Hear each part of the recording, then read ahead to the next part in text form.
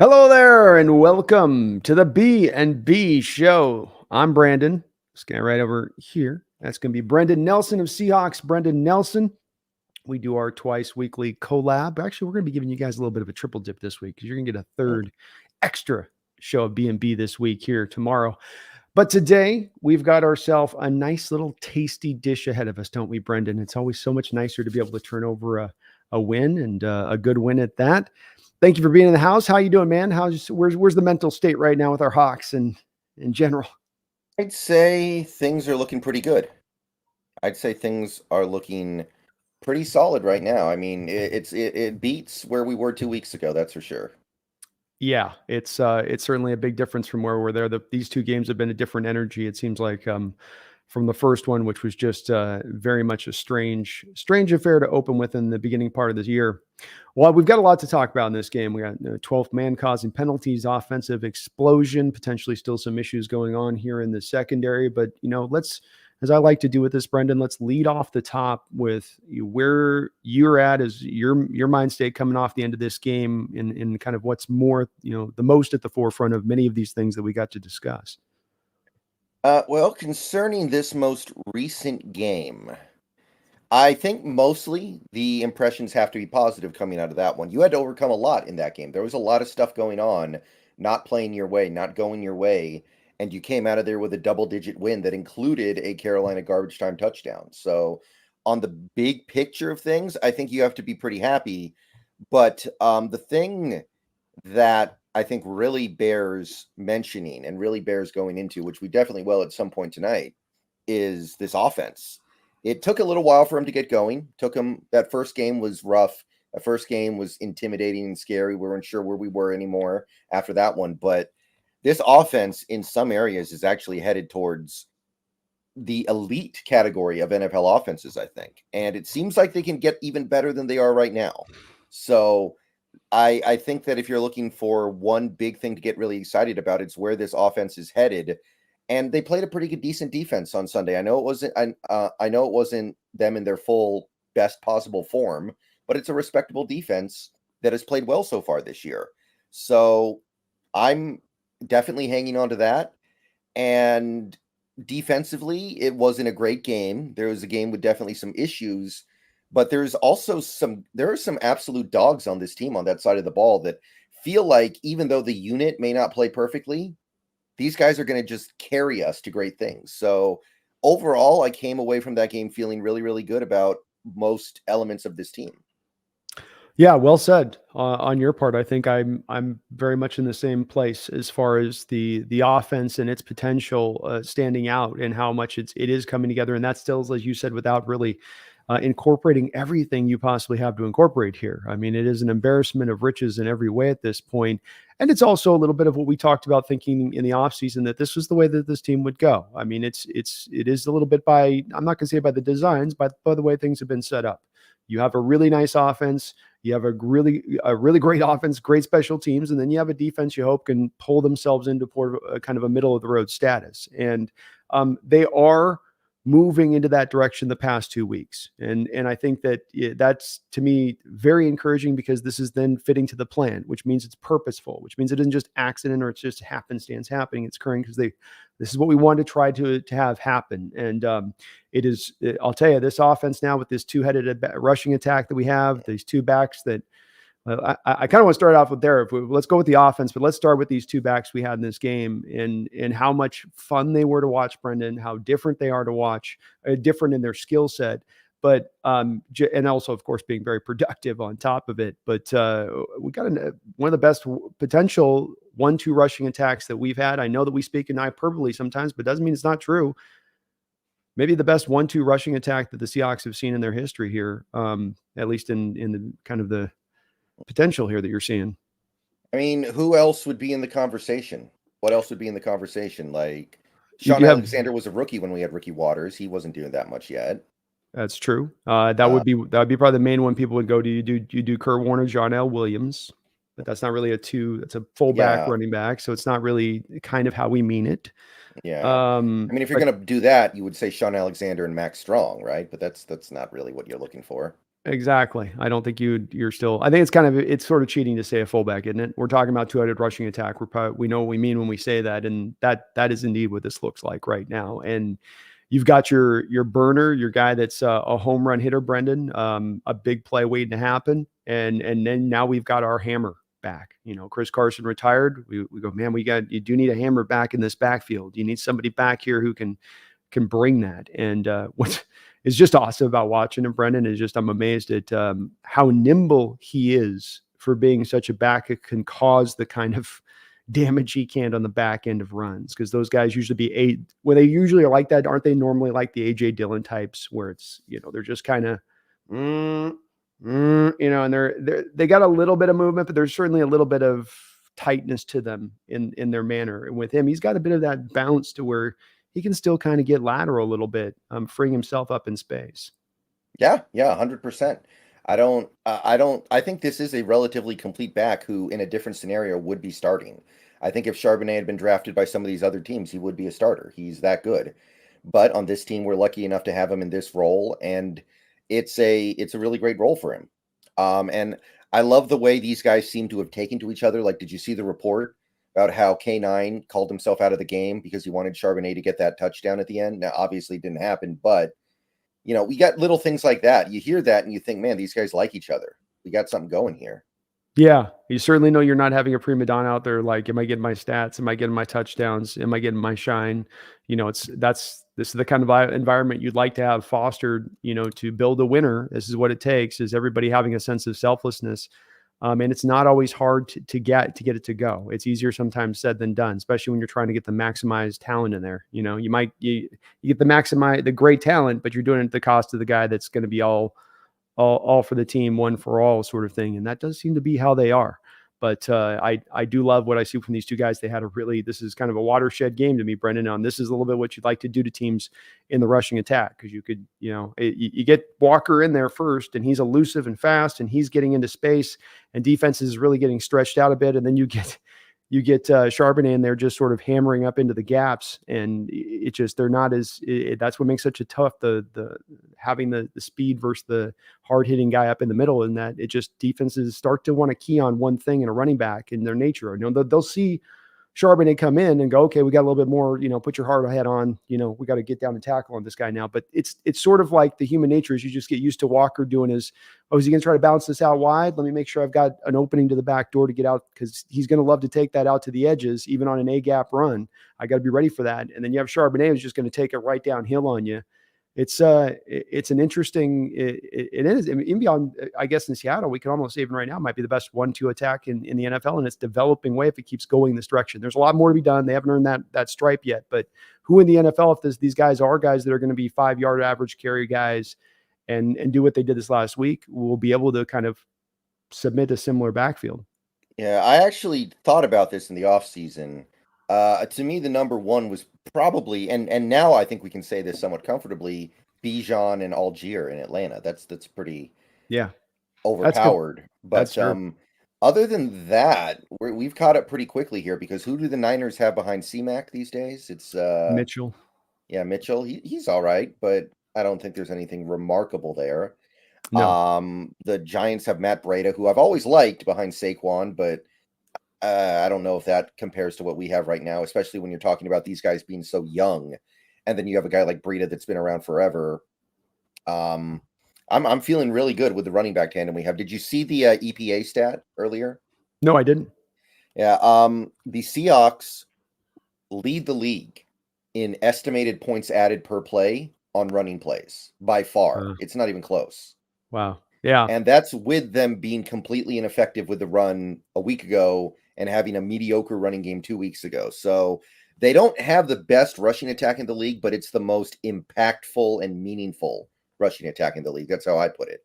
And where that really shows up to me, Brendan, is on those runs where it's only going to end up being about a 3 or 4 yard gain. But you're seeing these guys in the backfield having penetration, in the case of both Charbonnet and Walker, I've seen this on tape with them, where multiple times over they've been caught up either in the backfield and they get free, turn it into a positive gain, or it looks like it's going to be stopped right at the line of scrimmage, and they find a way to get it up into a 5 yard gain, 6 yard gain. There are so many of those runs on tape early on with these guys. And I laugh because, again, I think this is something that we look for examples and we look for new data as we go along in the NFL, coming to our conclusions on general things, right, Brendon? And one of those general items being running back value and where you take a running back, and do second running backs, does a second round running back have more of an impactful approach enough to where he offsets, waiting till the fifth round? Because the experts all say that you can get the equivalent guy in the fifth round. But I guarantee you right now, if we had 2 fifth-round running backs behind this offensive line this year, right now, we would not be leading anywhere close to EPA and maybe middle of the road, because they're doing what they're doing here, Brendon, with backup tackles, with 3/5, 4/5 of the offensive line down at certain parts in this game. Yet they're still putting that number up. I think it's a great stat. But it's also, to me, a little bit of to me, a gut punch to the analytic folks that are so hardlined on saying, and it's small sample size data. Let's see if it continues through, right? I get that. There's the injury factor into this and all that. I understand that. It's not a simplified argument, but to me, it is still a little bit of a gut punch, would you not say, in regards to this argument that's presented? Because these guys do look like, maybe not, they're not saying they're the best running backs in the league, but just difference makers versus Jags, and which is what you're going to kind of get in the fifth round at times. Yeah, I think so. I think that argument got pushed too far anyway. It's just, we had this deluge of first round running backs that really didn't work out. Trent Richardson was kind of leading the helm there, but he also had, I think Leonard Fournette didn't really work out. He had one good year in Jacksonville and then split. Najee Harris, I'm not really impressed with anything he's doing. A lot of these first round running backs don't really look like they were worth it. So it came from that. Like, if you're going to spend a first round pick on a running back, it better be somebody generational like Adrian Peterson or Bijan looks like he's going to be. And I think some people just ran with that a little too much. And it's like, oh, you can't take a running back in the second round or the third round or the fourth round. And it just spun out of control a little bit. Yeah, I agree. There was some solidity to the argument. It just went to an extreme direction. And I think the Hawks are showing you why they're a little bit now ahead of the curve, as I think even some of that nature of it coming from fans, I think, Brendon, has bled over to certain NFL organizations and their approach to the position as well. And this leaves an opening for Schneider and company to come in there and take advantage of a market opportunity at that point in time. Well, let's talk about the other guy offensively. It was notable, if you look at the PFF scores, by the way, folks, in this game, where you did have both Kenneth Walker and Charbonnet were 2 of your top 3 offensive performers by PFF, who tends to be kind of typically pretty tough on running backs. And when I'm looking at him, remember last year, Walker, even on a 1,000-yard year, he was still probably not super well rated as much as you think for what he did. But they were nice to these guys. They liked what they did. This is, again, goes in conjunction with your EPA stat. But let's talk about Geno Smith, because I think he's finally silencing up, or beginning to maybe start to silence up, some of the last of those folks that were so loud and proclaiming the year before, last year at the start of the year, he is what he is. And then now they say through this offseason, well, he'll now turn into a pumpkin. That this performance isn't sustainable. He was really what we knew him to be. It's starting to kind of quiet that up at this point, doesn't it, at one point or another, when not only is the guy performing, Brendon, but he's performing up against it. He's performing up against, as far as his offensive line goes, as far as, the high degree of difficulty in order to succeed at his job right now. Yeah. He does not have it as easy as I thought it was going to be for him before the season started. I was looking at this offense before the year started. I was thinking, this should be life on easy mode for Geno. And so far, it hasn't been. I will say that our backup offensive line has played quite well so far this year. I'm not disrespecting what those guys have done at all, but he hasn't had all the things that we thought he was going to have. And he didn't start this game out great. He missed quite a few throws. A lot of people were doing the thing where they take like the screen grab of the all 22 and say like, oh, this guy's open. Why didn't he throw here? Which I'm very hesitant to do, because you're not playing Madden when you're playing quarterback in the NFL. You can't see the whole field. It just sometimes is what it is. So I don't really do that, but I do admit that first half got a little bit shaky, but he really settled down in that second half, and I thought played some of the best football he's played so far. So yeah, I got very little negative to say about Geno in this game. I know people were getting in a little bit on the criticisms of the red zone offense, but to me, that's not really something that's been a big problem over Geno's time here in Seattle. So I'm kind of looking at that as a little bit of an aberration. I'm not taking any of that all that seriously yet. I don't think that's something that's like a long running trend with this offense to just not score touchdowns in the red zone. And you continue to see that he is doing a phenomenal job building on the area where he struggled last year, which is the intermediate areas of the field. Seemed like there were 5-6 plays in this game where he hits Metcalf in that area, and Metcalf's just wide open. It's the easiest 20 to 30 yards you'll ever get. And that's the area that he wasn't really hitting things last year. So he clearly was aware of that and decided to do something about it. And I Yeah. love it. Oh, I do agree with you there, man. Really well said. He's looked good on those throws in this game. He was locked in on those throws and those in between places. And we're seeing a lot of cover two right now, which Mhm. you get the cover two, and then you have the corners trail underneath the receivers. And what that ends up leaving you is those pocket holes between the cover two on the backside and the trailing corners, where that's where the intermediate routes can really flourish. But you need the guy with the arm strength who can fit it into a tight spot and the balls to throw the throw and all of that. I think as well. Let me try this one out on you for those folks that are talking about these screenshot things, which I really am in the same camp you are on that. In that it's really not right anyway to try to use screenshot. I mean, I'm probably as guilty as anybody of at times using screenshots, but especially right now. And let me give my reason here, Brendan. You have backup tackles right now in this game, and watching the tape, you're doing a lot of trying to help them out. And yeah, the first way that directly shows itself is like chip blocks and double teams for them. But there's other ways that they do this as well too. And that is in the structure of how they run the offense. You're not going to have Geno go back there and go through 3 and 4 reads on a football field with these tackles in the situation they are. In fact, a lot of times you're having him go back and instructing him specifically to go to his first read and throw that first read. They're not trying to have these guys hold up. And part of their success and the tackle success through these 2 games, these backup tackles or the 3 offensive linemen we had running in this game, was that you didn't put them in that kind of position to fail, which is if you're going to have them hold on longer and longer and longer, that is exactly what's going to happen. And so especially watching the Carolina tape, it was a lot of Geno, back foot, get the ball off. If your first target's not there, throw it over the top, throw it away, whistle it away, but don't hold on to the ball. And Geno showed last year he can be a progression-based guy, but you're telling him not to do it, and it makes sense while they're not telling him to do it. Because if the second he starts holding it, that's the second that pass rush is going to get into him and start him. There was a couple times it was close last week. If he hadn't made those determinations on those throws, and these are not throws he completed, these are throws when he threw out to the flat, to the back, and it's 10 yards over the field. You're going, what is he doing there? Well, he's knowing the coaches have told him, get it out. And you have to, any NFL team in the world, to me, Brendan, and tell me if I'm off or this is unfair. Any NFL team in the world gets left with their 2 backup tackles in, gets left with 3/5 of their offensive linemen out. They're going to instruct their quarterback to do that very same thing. You would certainly think so. That just sounds like good football to me. That just sounds like good, sound, fundamental football. I think that at the end of the day, what we got out of Geno, we are getting our money's worth and then some out of Geno so far this year. I know it hasn't all been great. Like the first game, he left some stuff on the field that he probably shouldn't be doing. In this game, he had the 1 interception. He had a couple of other throws that maybe could have been picked off. But overall, we're getting our money's worth out of this guy. And I'm not going to get caught up in the little things that like, oh, this could have been a little bit better. That could have been a little bit better. Sure. But right now, this Seahawks offense is 4th in points.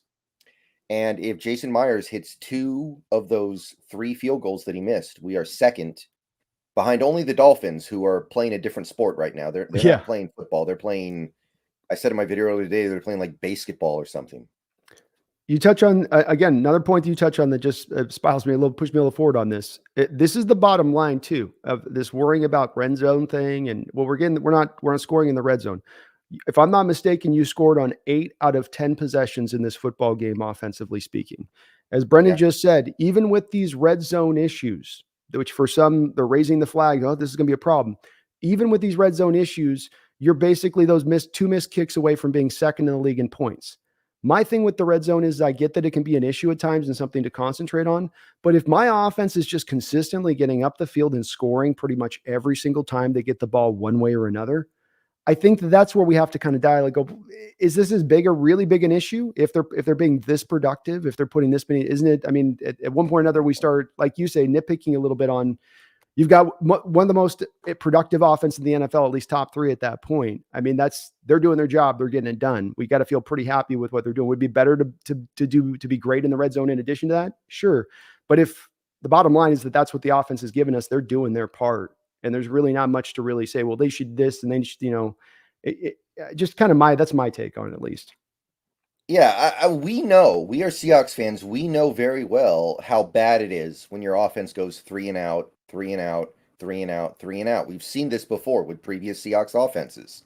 When that happens, that's when everything falls apart. So people look at all those field goals we kicked in the first 35 minutes and think that's a problem. But I look at it and I go, hey, we're moving the ball down the field. We're keeping the defense off the field. We're moving chains. We're doing enough to allow the defense at least an opportunity to play well in this game, because we've all seen the games where we start the game with three and outs and then the defense is just already gassed by the second quarter. Fantastic point. It's absolutely happened many times over in recent years to this very defense, which that is what occurred. Your offense would have those 3-and-outs. The defense would start strong, defense would wear out, and you could feel almost the exact moment the defense sort of gave way, like the dam giving forth, where everybody's energy level was just tapped out at that point. Too many plays. We've had a few of those games in recent years like that. And so this is also protecting that defense, the team all working together. But this is the design, is that you're going to get consistent drives. There's not going to be maybe as many of those boom plays up the field, 75-yard moonshots to DK Metcalf, but you are going to score. You're going to score consistently. You're not going to retake back over time of possession overall, unlike we've had it at times in recent years, because of that same thing you bring up. So it's where I go to me, just that the offense is doing great. It's, as far as we're concerned, we should be just amazed at this point, as it's at that place, like you just said, where you're an inch away from being second in the league in points scored, and you've been down your backup 2 tackles for the majority of the year so far, down a right guard this week. The center is kind of probably banged up a little bit. He went on that Detroit game for a while, still came back in. You got Damian Lewis with his hand issue, got about a quarter and a half in this game. So your whole offensive line is, and yet you're still putting this production up. And it's where I marvel at it, because it would be one thing if you were doing it with everybody healthy up front. It's another thing when you're doing it with an arm tied behind your back. Yeah, and I think a lot of it goes to Waldron as well. He's really found something here. I know a lot of it is just he's kind of going back to the stuff that worked really well last year, that he probably was thinking he wasn't going to use as much this year, but now he kind of has to. So it's kind of nice that we're prepared for this, right? We were prepared to go to 2 tight end sets. We were prepared to use some of these jumbo sets. I love the stuff we do out of pistol, by the way. Just seems like every time we run this kind of pseudo pistol, Gino's like in the gun and there's a back behind him and a tight end to his side. Yeah. It seems like defenses don't really know what to do. It seems like we always get good yards. It's like they're very confused by that and they're not sure how to handle it. And Waldron keeps running different little wrinkles. Like, I think I've seen every little iteration he could run of that. But then this week, Brendon, he was doing the pistol look. And then he had 2 tight ends to Gino's right. Did you see that a couple times where they put it? And you're right. I think it's just, I think defenses kind of don't. It's like, what is that? What is that? And then because you see these tight ends end up running free up the field, and it's just a complete blown coverage. And it's certainly, that's why we definitely give Waldron his props, because he does scheme things open for his guys in how he sets things up. Yeah. I don't know. It's something that I don't know. Maybe he picked it up from watching Huskies games, because we use pistol a lot with Penix, and it seems pretty unstoppable there too. But it just seems like something that other teams are not really utilizing. I don't see that from other teams. I watch all these other games. I'm not seeing that kind of stuff pretty much anywhere else. And Gino's footwork's really good on it too. It's as much of I think it's you're getting that quick angle of, you're getting the fake to the running back, but then the quarterback's actually spinning around and getting some momentum on the turn. Like it's almost like a long play action that you're shortening the play action under center, versus when you're in shotgun and you're a quarterback and you go like this, and then you get your shoulders up, you've not really got any kind of momentum into it, right? If I go back and I turn and then I get my momentum coming back, there's kind of the centrifugal force that you start to get back the other motion to kind of lock yourself in a bit, where you're a bit flat-footed. You have to kind of set your feet up to get it right from the shotgun, where it can look a little bit, it can take a little bit more of maybe a beat second longer. I don't know, but it is something that they're utilizing. That's for sure. Yep. Well, looking at the receiving core, there's one guy we've got to definitely talk about, because, he's out there. One quick question I want to ask you about your point on this, bringing this out, is that maybe this was a question posed to me in the chat, and I've been giving it some thought. And I'm not so sure because I think we tried this a little bit last year in the first game of the season with them. But does this 2 tight end set and helping your protections out a little bit, especially open a door and a strategy down the line to going at the Niners with their pass rushes, ferocious as it is? Is this something we're going to be able to apply, do you think, down the line? Or do you think we probably tried this last year and it just, you got to just beat the Niners kind of with a multitude of things and one thing ain't going to, get it done? Yeah, I doubt it's going to be that simple. I doubt it's going to be that simple. This Niners defense looks pretty locked in so far this year overall. I know the Rams did a little bit on them, but yeah, I'm not thinking it's going to be that easy. Don't get me wrong, but this is something that we've now had multiple years of success with, and it's also something that it seems like I said, defenses don't really know what to do about it. It's really tough to combat. And last year, I feel like, I could be wrong, but I really feel like last year, as the year went on, we kind of started to get away from the 3 tight end sets. So maybe this year we can continue to bring them back over the course of the whole season, because at the end of the year, the offense was not playing nearly as well as they were early. And I was wondering where the 3 tight end stuff went, and it just seems like it disappeared. Well, I think we shut down Disley at, Yeah, that wasn't until the last 2 games, I think. That was it? Yeah, the offensive drop off happened before then. Okay. Well, it's definitely something, you're right, that it looks like it should be a part and continue to be a part of this team, because it does work. And it seems to also help out the running game too, having those 3 tight ends in there to be able to, go downhill, give you a couple extra big blockers down there, to get down out in front of things, So yeah, keep using it, man. It was good today. These tight ends through all these games we've been using all of them when they've been in, and you're down with Disley. You only have the 2 tight ends. They used a little bit with the new kid that they signed. So they did a few snaps with him, but, Parkinson, outside of a drop, looked pretty good in this game, and Fant continues to be steady as hell for us. Yeah. Over there at the other side. Yeah. I thought we were going to see more Brady Russell. We had him for 5 snaps. I thought we were going to use him a decent amount as like a pure Disley replacement, but he might not know the offense yet, honestly. Probably not. Yeah, probably just too early on right now to get him in on this. Receiving wise, DK put up a really, really good day. You throw it his direction. If it was catchable, he was catching it. Good after the catch in a couple of select moments, but the hands have been steady throughout this year. No major real points of things that I can think of, like, oh, that was absolutely a drop there for sure. Maybe one, but even that one be right on the line, where I think the corner made a play on the ball too. He's looked really good. I know people are looking for the superstar jump from him, from some within the fan base, but he continues to, just be steady and very, very good, top notch out there. I think he's on pace for like 1,350 receiving yards. That's maybe it's not superstar in the sense of like, that's not what Justin Jefferson's going to get. Like, Justin Jefferson's might break the record this year, honestly. If he got to 2,000, I wouldn't be surprised. Or Tyreek. Yeah, Tyreek too. But 1,350 yards is really good. I believe that would be a career high for him, and it might be a high for any Seahawks player ever. It might be. I don't know if Largent got up into that spot. Here's the other part of that. Let's just say it is high, or right up at the highest ever.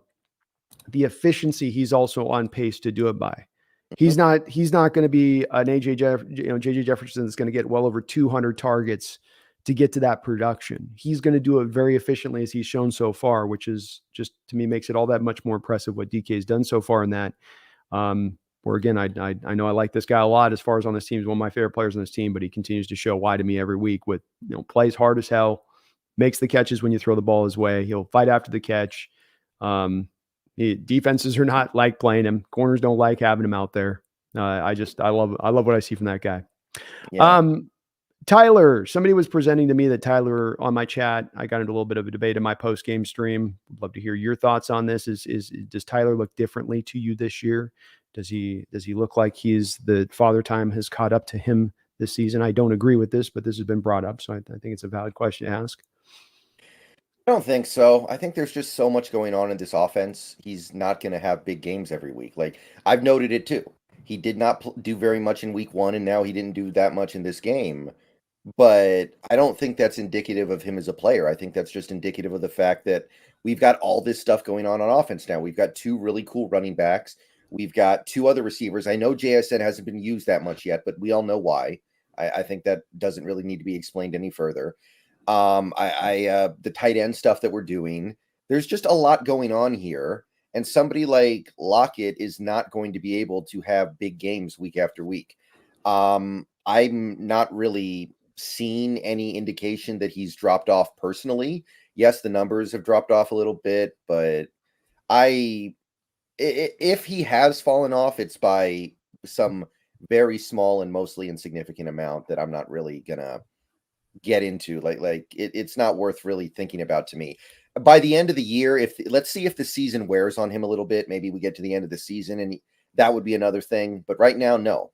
Yeah, I agree. I know he had two strange drops for him in this game. One that went off of his helmet on a scramble drill by Gino that usually he's going to catch that ball. That's just hands are never an issue with Tyler. And then there's another one where he sort of misplayed the ball in a little bit of a deeper throw. If he makes two of those catches after his production last week, he's probably still on pace for 1,000-yard season, and we're not, even talking about that. Yeah. So he's looked okay to me too. I don't see anything that's a major dip on Tyler as of yet. Like that ball bouncing off his helmet play, that doesn't I don't look at that play and go, "Oh, he didn't make that play because he's old." Like he No, made a mistake.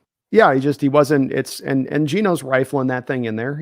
Gino's trying to get back and like laser beam one, and so he just didn't get the hands up in time. Sometimes it's unaccustomed. We don't see that. I mean, I don't think I've ever seen a play like that from Tyler before, so I consider it kind of a one off. And on the deep one, he just had anticipated that the corner was going to be coming up to try to lay a lick, and so he sort of jumped sideways rather than jumping with depth to get the ball. But he was right there to make a play on it. He was open, and the guy wouldn't have dropped. He would have had a free catch there if he just caught it. But he doesn't do that stuff normally. So he is still getting open. He's still there to make those catches. I mean, those moments. So which is the thing you'd worry about with him getting older mainly is can he not get open or separate anymore? Which I think Tyler is.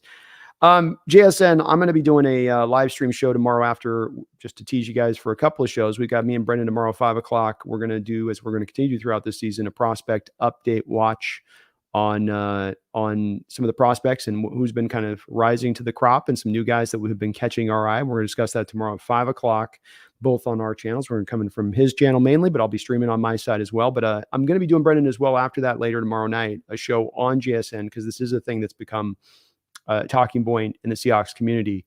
I got 30 cut-ups ready, Brendon. 30 cut-ups I'm going to put up. So I'm looking to try to make my argument pretty sternly on this one. You mentioned we all know why. There's plenty of data out there for anybody to look even sideways at this, that the Hawks have been in to, their 12 and 13 personnel packages very often this year. And that comes at the cost of JSN. And so, he's going to get his time. He's going to get in there. He is getting open at times, but we come back to that, him being affected by this whole one read thing that Gino's had to do over the last couple of weeks because of the backup tackles. He's not always read one in that. And you got DK and Tyler on this team. Sometimes they're going to be that one read. If you got to be only to one read, and I can't go through everything, but he's getting open. He's creating separation. You and I talked about on the last show. I don't know where he is now, but he's probably still somewhere near there in being one of the best in the league at the receiver position at creating separation early on. His time will come here, but the offense has been tremendously productive, and there's only so many balls to hand out, many mouths to feed, right? Yeah. Do you get the sense that the concerns and complaints are coming from a fantasy football standpoint more than an actual football standpoint?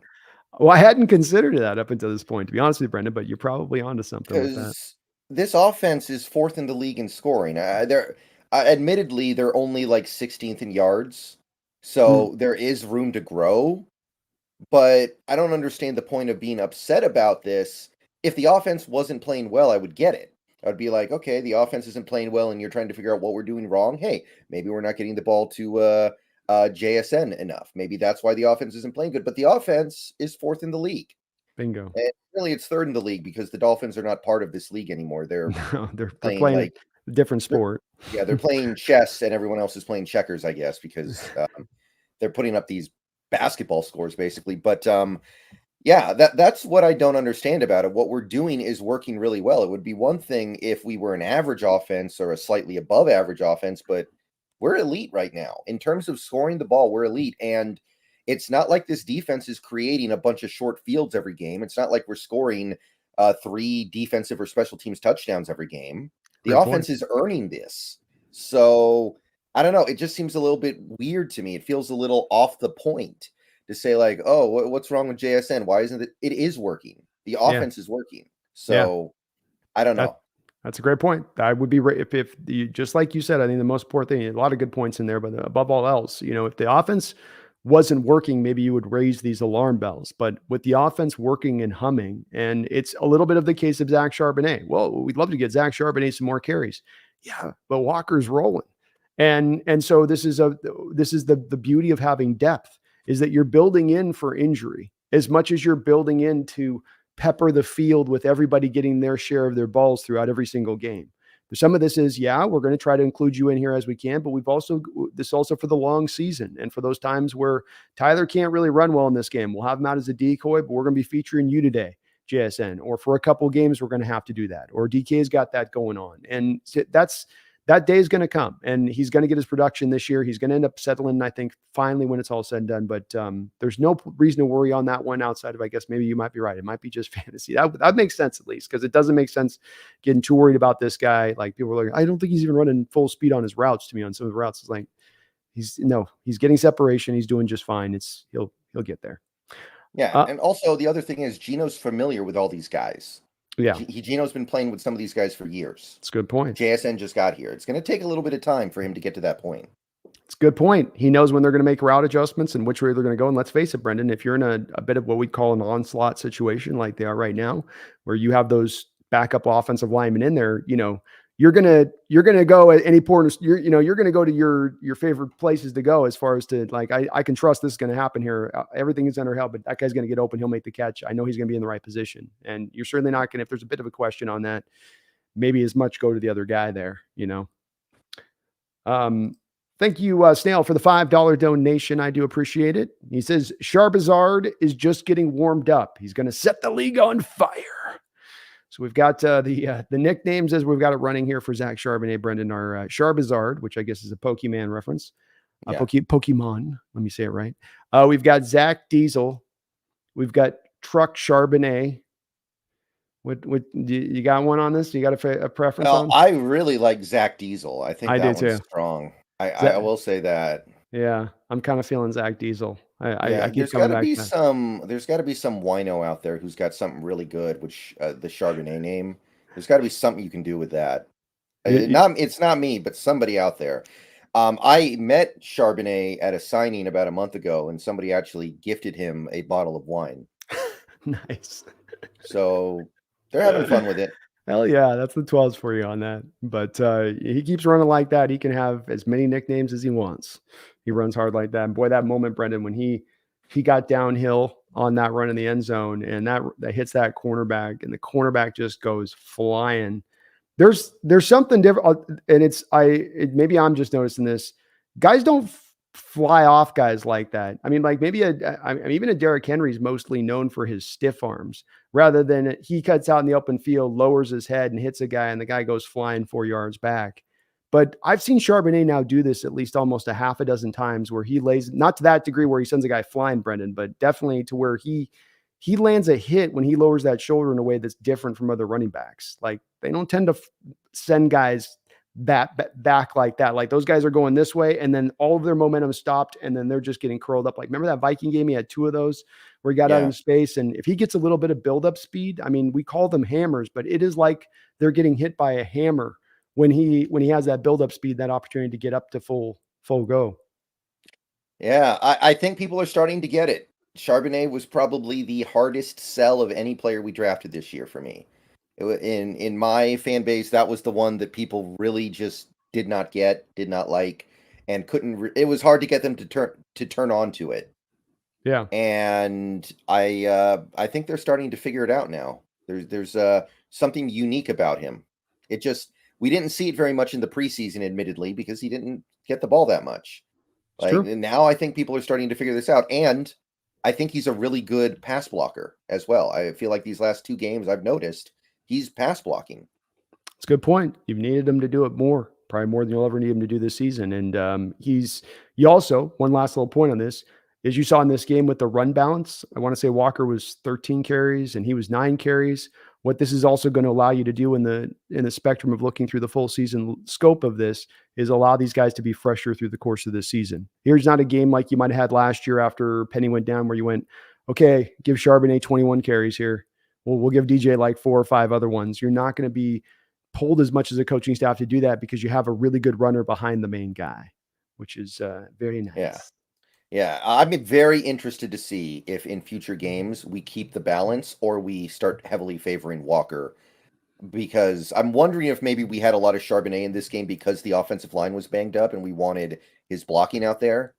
But I wonder, are we actually gonna balance out this backfield? I'm kind of fine either way, but I'm I I'm wouldn't fine mind either. balance. I'm fine either way, but I think that they're going to seek balance here because I think they're aware of how running backs have wore down here in recent years. I mean, you've had backs at the end of years like Carson seemed like every year would get dusted up by the end, and you've had so many backs with so many injury issues to not adjust your thinking a little bit and evolve it in a way of trying to think about trying to, is there any way we can protect these guys? Is there any way we can keep these guys fresh? I think that they're going to, and I'll say this as well. If the offense can continue to be this productive, Brendan, and the defense eventually routes back around to getting to a place where they're not 29th in yards given up right now in the NFL, and get to a middle of the road state of things, then now you're going to be up in games by 2 touchdowns at halftime rather than 2 touchdowns at the end of the fourth quarter. And now you're going to have an opportunity to lean into that running game a little bit more early on. And what you noticed in this one is that a lot of those carries for Charbonnet came when? Into that second half.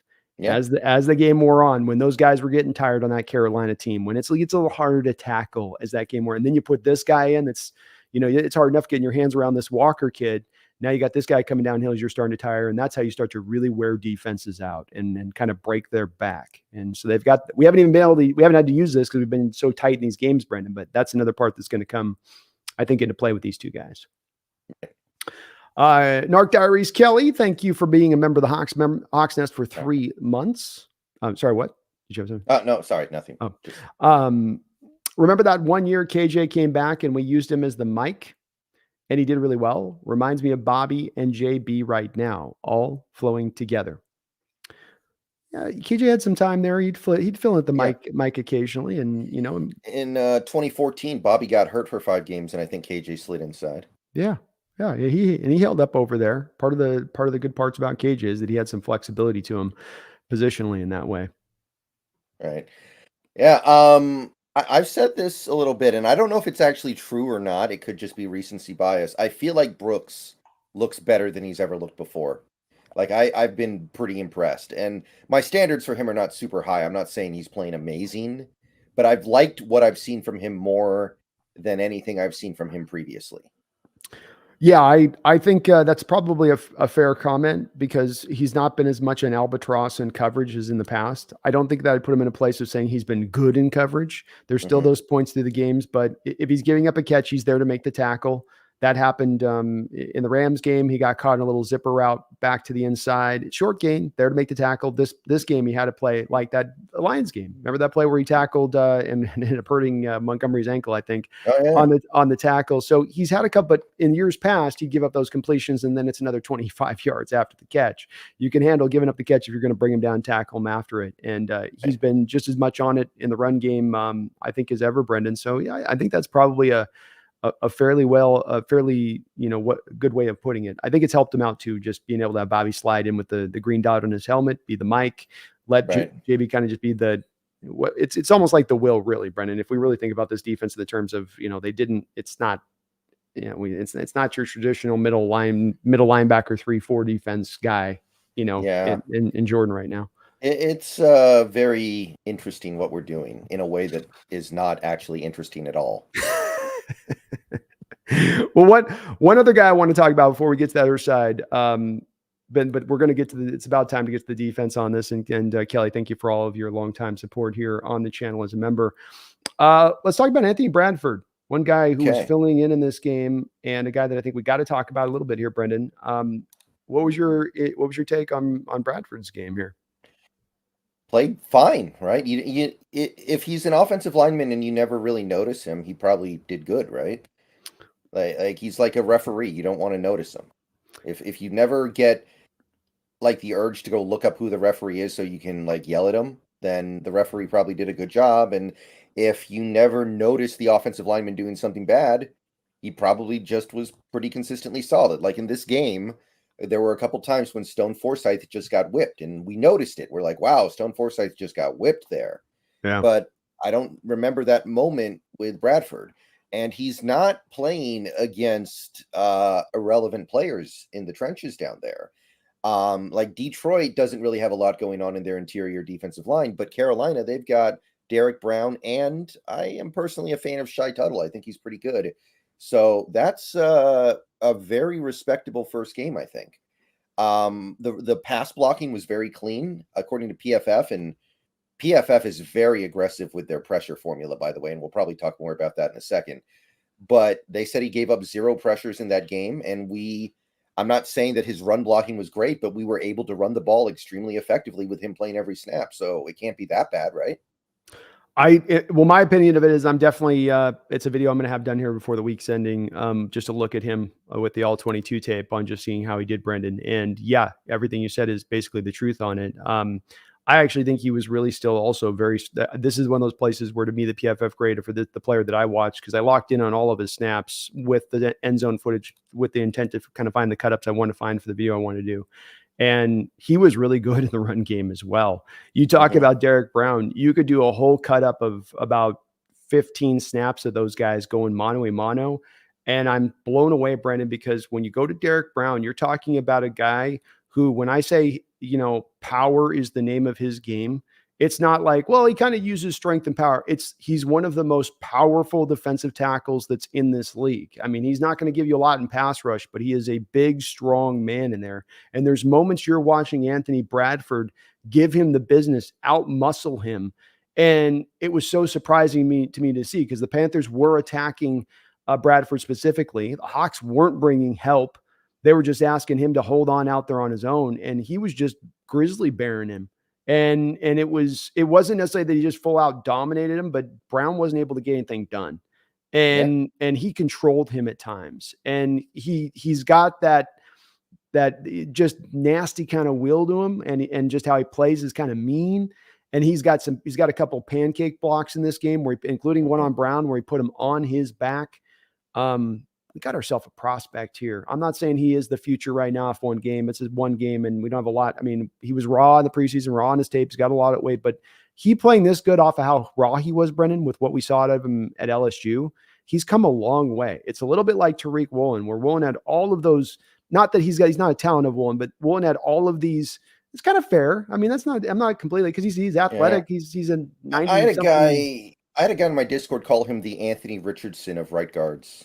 So I'm not off. There we go. Your people are feeling me on this one. I mean, it's that he's a guy in college, though, whose technique was completely rough, like Tariq Woolen was. When you watched his, where you're like, oh my God, does he know like anything on any of the fundamentals here?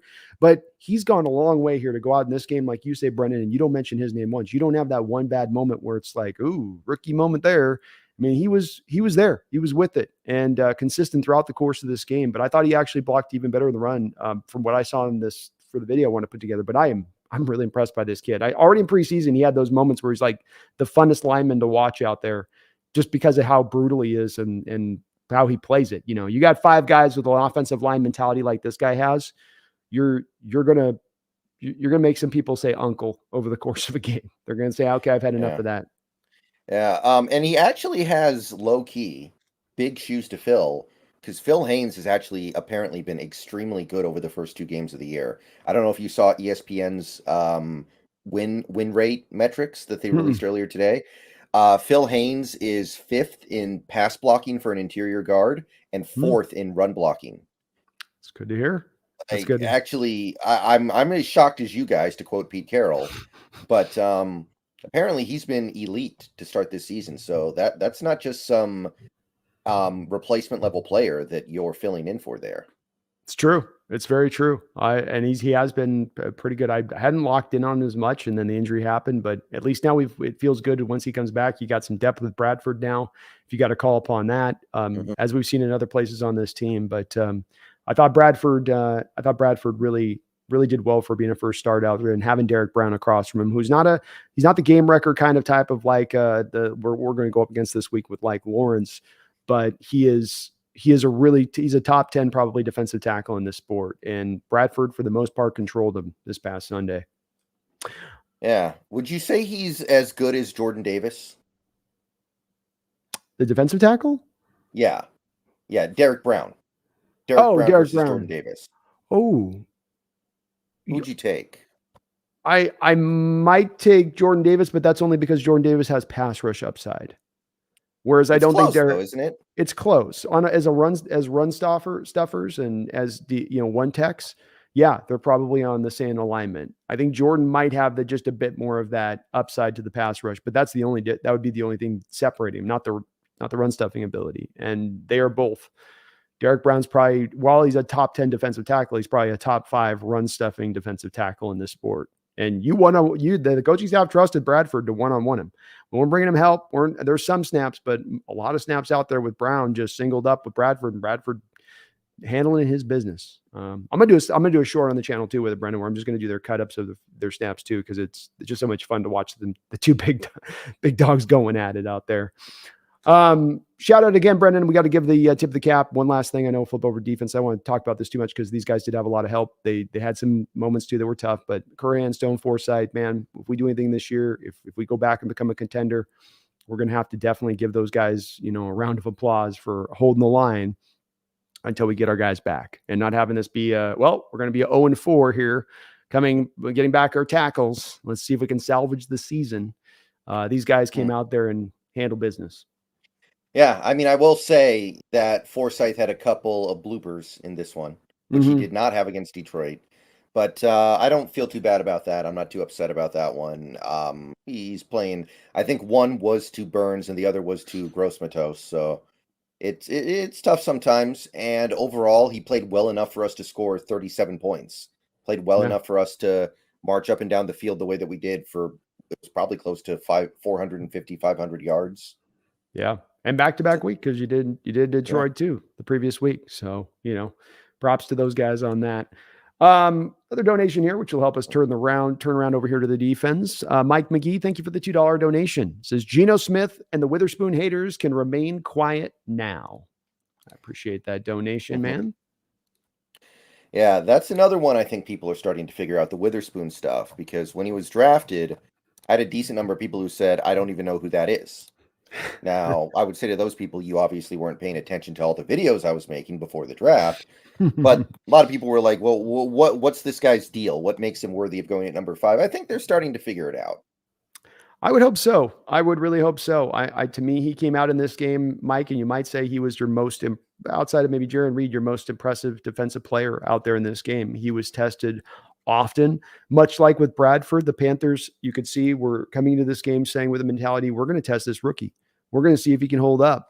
We're going to go at him. And he got attacked early and often and throughout the game, and he held up. He was tight in coverage. He's in the back pocket. He's there to make a play. He's going to be a guy, I think, at this level that's going to be a difference maker there at the outside. And he's got a little bit of that old school kind of LOB swag to him a little bit, with being willing to get chippy and talk it up, and the energy he brings, the tackling that you got to see as well on display in this game. Led the team in tackles. Brendon and me have been trying to tell you guys, this isn't your typical, tackling corner. This is that he's going to be impactful as a tackling corner. He's going to come in there and really try to be a part, not business decision. I'm sticking my head in there. I'm going to go and do something. Laid a big hit like we saw on his tape in college all over the place. Carroll noted it, where he hit that guy hard as hell. You got to see kind of the full meal deal of what Devin Witherspoon is in this football game, and more of that would be great. Once you get him and Tariq Woolen out there, Brendon, aren't you getting super excited for the prospect of both of those two guys out at the same time, rolling strong, and what the defense might be able to do around that? Yeah, that should be very, very interesting, because I've said it before, I'll say it again. Those guys, you watch them in coverage, it looks so different than Trey Brown or Artie Burns or Mike Jackson. It's just a world of difference. And Witherspoon also had 11 tackles in this game. And usually when a defensive back gets 11 tackles, it's bad. It means they gave up a ton of catches.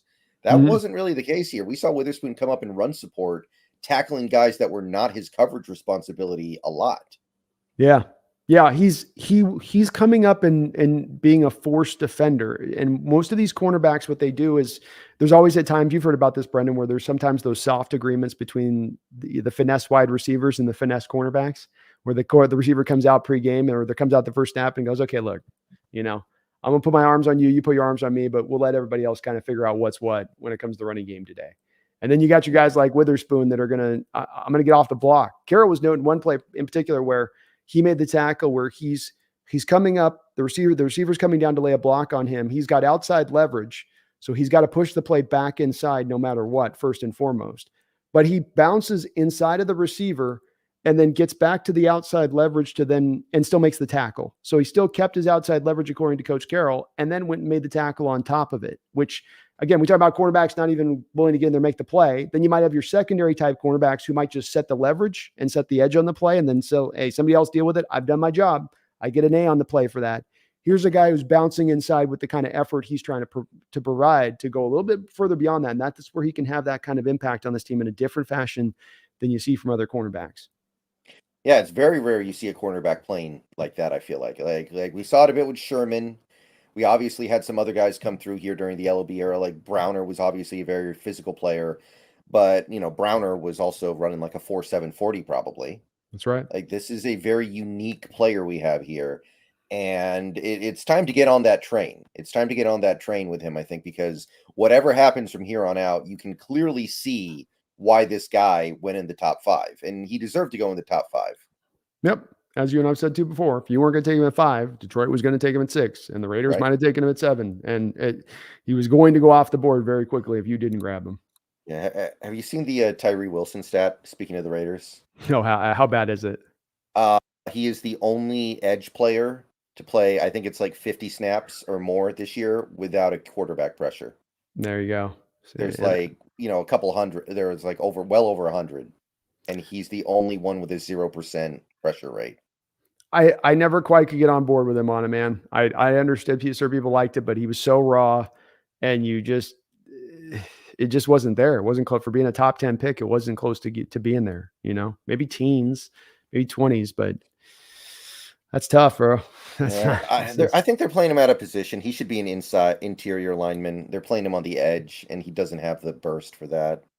Probably where he's going to transition to eventually. And they'll probably move him in, because if he's running those kind of stats, you're not going to be out there for long at that point. Mike G, thank you for that $2 donation, though. Magic Vlogs, thank you for the $2 donation. Says, love Parkinson taking Burns 10 yards out of the play. When Parkinson came out, he was not supposed to be a good blocker. That was supposed to be something that he didn't have in his arsenal. That's right. The guy's picked it up, though. He's added weight. Yeah. He's worked on his technique. He's done the things that, you can get better at things, but you got to work at it. And working at blocking is not fun. Probably it's not great to have to, lock in. But if you do, and I think he has worked on it really well. He's become a force.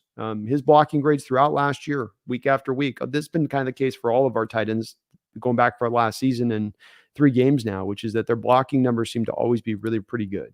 Maybe a game or two here where they fall back, but for the most part, they're on top of it. So that was nice to see. Burns kind of unimpressive in this game for a guy who they turned down 2 first-round picks from the Rams last year, being the Panthers.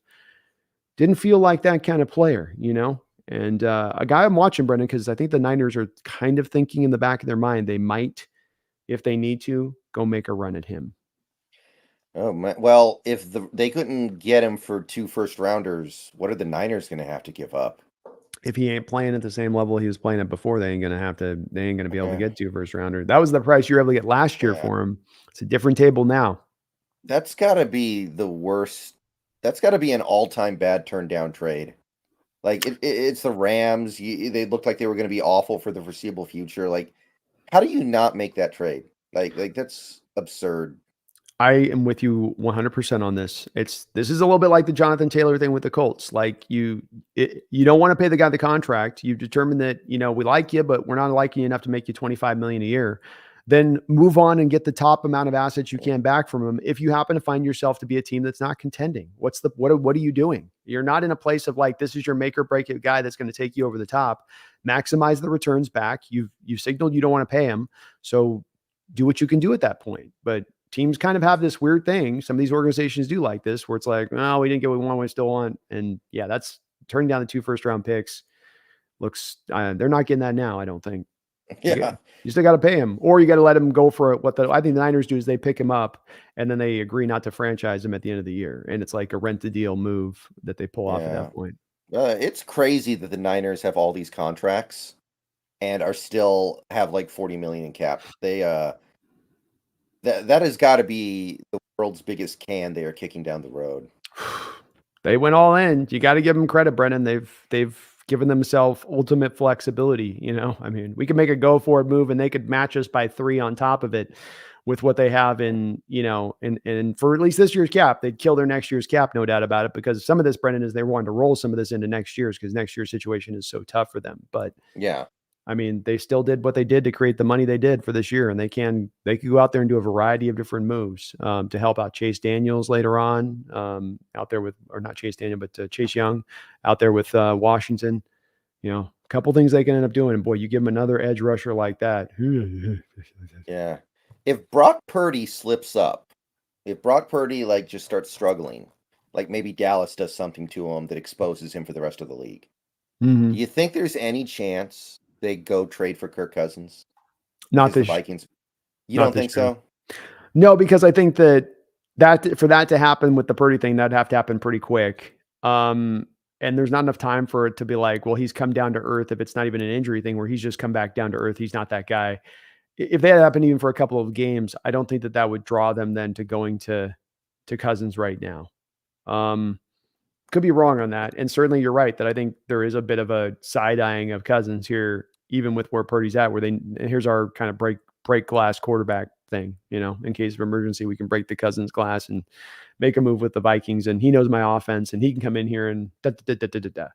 But I think they're looking more for that of potentially that after this year, right? Like where they Yeah, don't have. yeah. I mean, they're all over the Kirk Cousins thing. Oh It's yeah. the perfect match after the season, but I'm wondering, could it happen during the season? But you're probably right. Probably not. He hasn't like faltered at all. Purdy's undefeated as a starter right now. So any kind of faltering would be like such a blip compared to what he's done. And it still is sample size, but he's like 8-0 as a starter. So it's getting more now to a place of a bit further past that sample size spot. And so we'll see how it goes. But no, I think outside of him really falling on his face or big injury, the Cousins next year probably. Thank you, though, Magic Fogs, for that donation. I appreciate you on that. Will Valdez, thank you for a $5 as well. He says Tyler was making up for it by playing a pretty solid defensive back on those missed throws too. That's true. Yeah, It's very true, man. a couple of those. Had a couple of those. He got up there and kept the interception from happening. Good on him. Good on him. Those were weird missed throws on those play by Gino too. He got to put Gino a couple of those throws in the end zone. He gets weird on those throws in the back end zone corners where he likes to like put it up to the front side of the end zone rather than the back side of the end, like corner it. He gets it drifts back to the middle, it seems, or it drifts far out of bounds. He doesn't have kind of that spot where he can, as accurate as he is, he doesn't seem to have that place on the field where he gets. Yeah, it doesn't seem like we have as much success scheming players open in the red zone sometimes. Seems like in the red zone, we're often relegated to just throwing up 50-50 balls or trying to beat a guy in tight coverage and just hope you can fit the ball into the perfect spot. That is one thing that I think is a fair criticism if you're trying to find something to improve on. Yeah, I think that is fair. Definitely the red zone approach, and I think they get sometimes a little bit falling too much in love with the passing game, and you get down the red zone and you got to run it to score, and not run it 24/7, but you got to lean to the running game a little bit more. And kind of felt like this in this game when we started scoring touchdowns. There was a little bit more leaning towards really attacking the red zone with the ground game first and foremost, rather than trying to make it happen elsewhere. But good point, Will.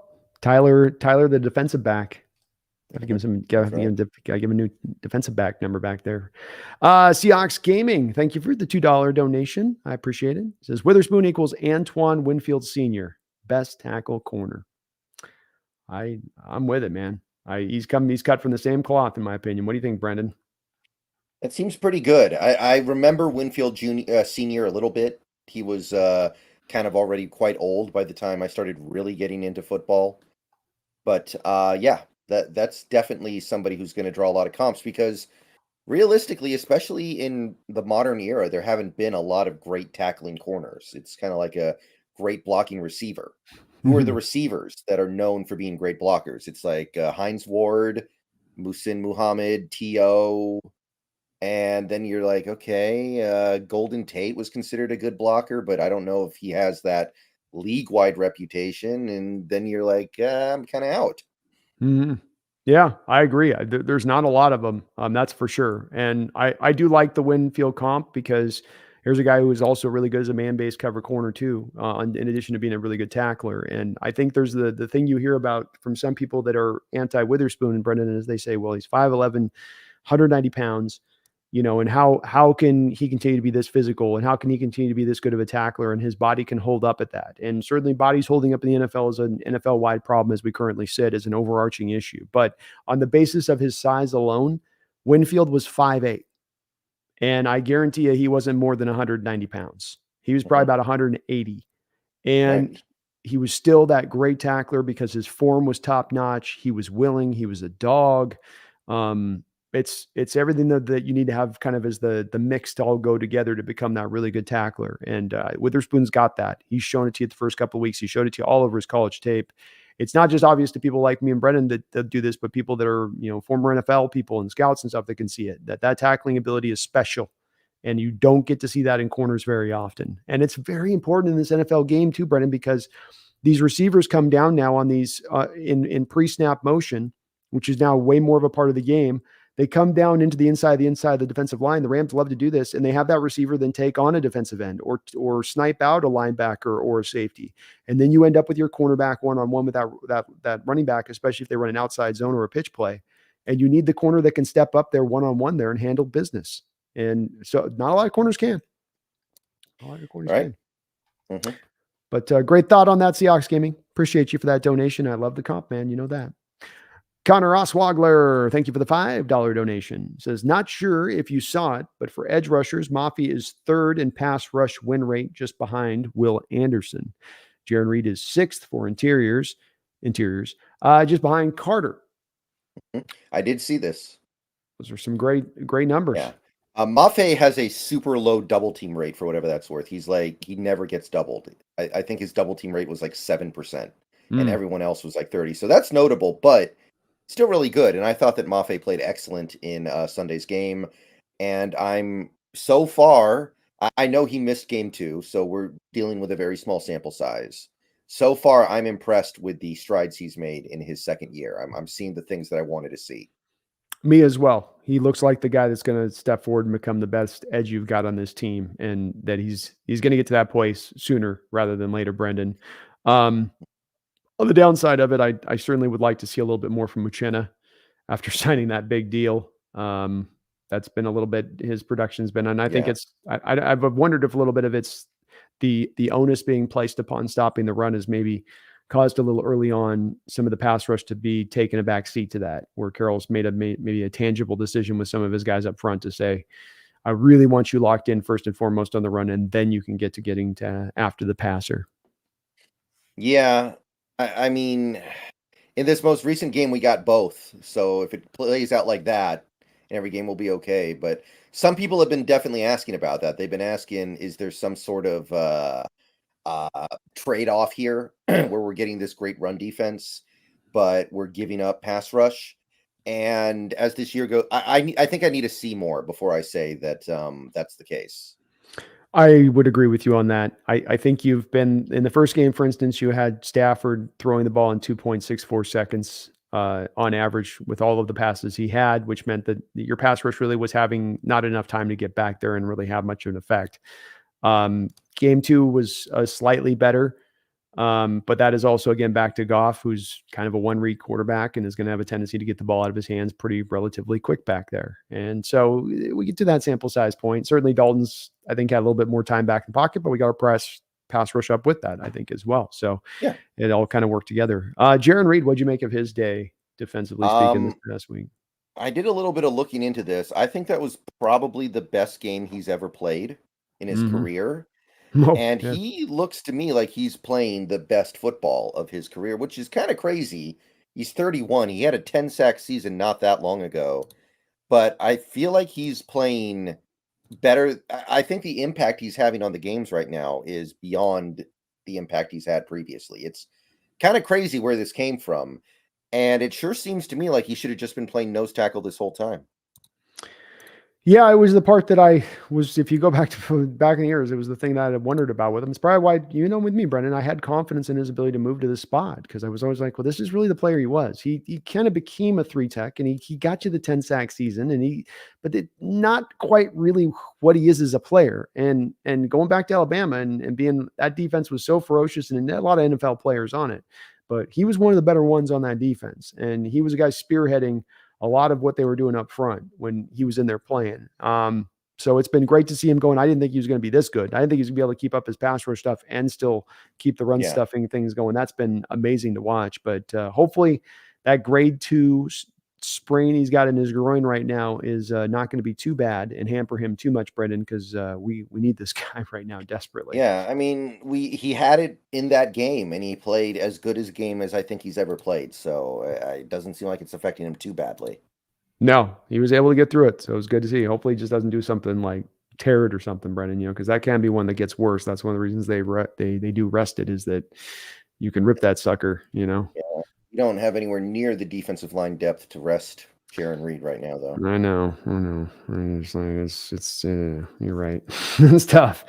Connor, thank you for that donation, though. I appreciate you. And those are some great stats you present, brother. Daniel Bailey, thank you for the $5 donation. It says, funny how they let Sauce get away with PI every other play and then let OPI happen to Spoon consistently and call him on PI every sliver of a chance. Shaking my head. Yeah, I was not thrilled with the way that game was officiated on Sunday. I got to be honest. Worst officiated game of the year by far. Yeah, I was not thrilled with the way that game was called.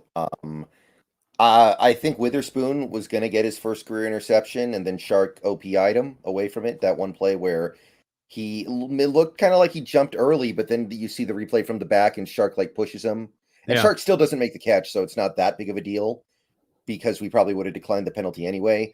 But OPI, and then you had the PI that we had a 3 and out on that drive, and that drive turned into a touchdown for Carolina. Yeah. That was huge. That was huge. And that flag came out about 15 minutes after the play ended. Yeah. Like you could have gone and baked a pie between the time the play ended to when the official finally grabbed his flag and threw it out on the field. And it was like, if it takes you that long as official to grab your flag, then it's a no call. It should be you grab your flag and something instantly in your head goes, that's a flag. Not I got to think of it and ponder it through and turn it over my head 3 times before I get around to deciding that. And your points on the officiating were on point, and not just in our way. Now there's the calls working against us. I think Carolina had bad calls going their way. I think it was just a poorly officiated game. And over officiated. Let the guys play, but it's a great point, Daniel. Yeah. Sauce definitely gets some preferential treatment for whatever reason. I've never seen a player just come in the league being given kind of a pass in one department of things, but it's something that I think every team of just about every fandom has spoken off about it. Everybody notices it. Funny too, did you see that whole it was the play with Mac Jones and the defensive Oh yeah, I did see that. Yeah. Oh my God. The defensive tackle just mauls Mac, and then he gets up and then he cupped. You heard what happened, right? He cup checks Sauce and then yeah, Sauce yeah. throws him to the ground. Boy, Mac Jones, man, that kid is woo.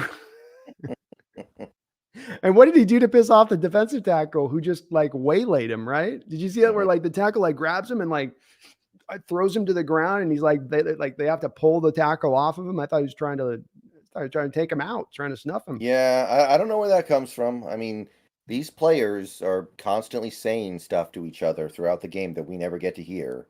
It's true. Like at the end of this game, actually, Thielen catches the garbage time touchdown, and he's going at Witherspoon like he did something worth talking about. Yeah. And a lot of people in my chat were saying, well, Witherspoon's probably been talking junk to him the whole game, and he's sick of it. And he's like, I got to say something because I scored a touchdown.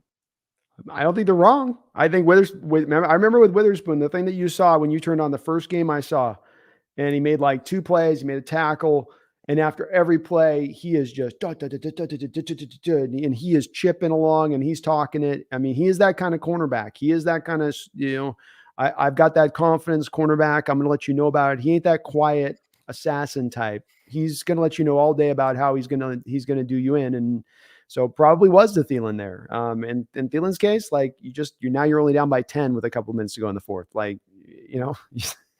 Yeah, I think it was actually I think there was less than 90 seconds left. Yeah, and Yeah. you're playing the softest of prevent defense coverage up the field, letting them have those completions. So, I mean, Yeah. Which not is like weird you're to me because Thielen's a veteran. He should know better than that. I can understand if it's a rookie doing that. Like, oh, I just caught my first career touchdown on this guy, yeah. but the game's over, but I'm still happy about it. But Thielen, he's been around. That surprised me.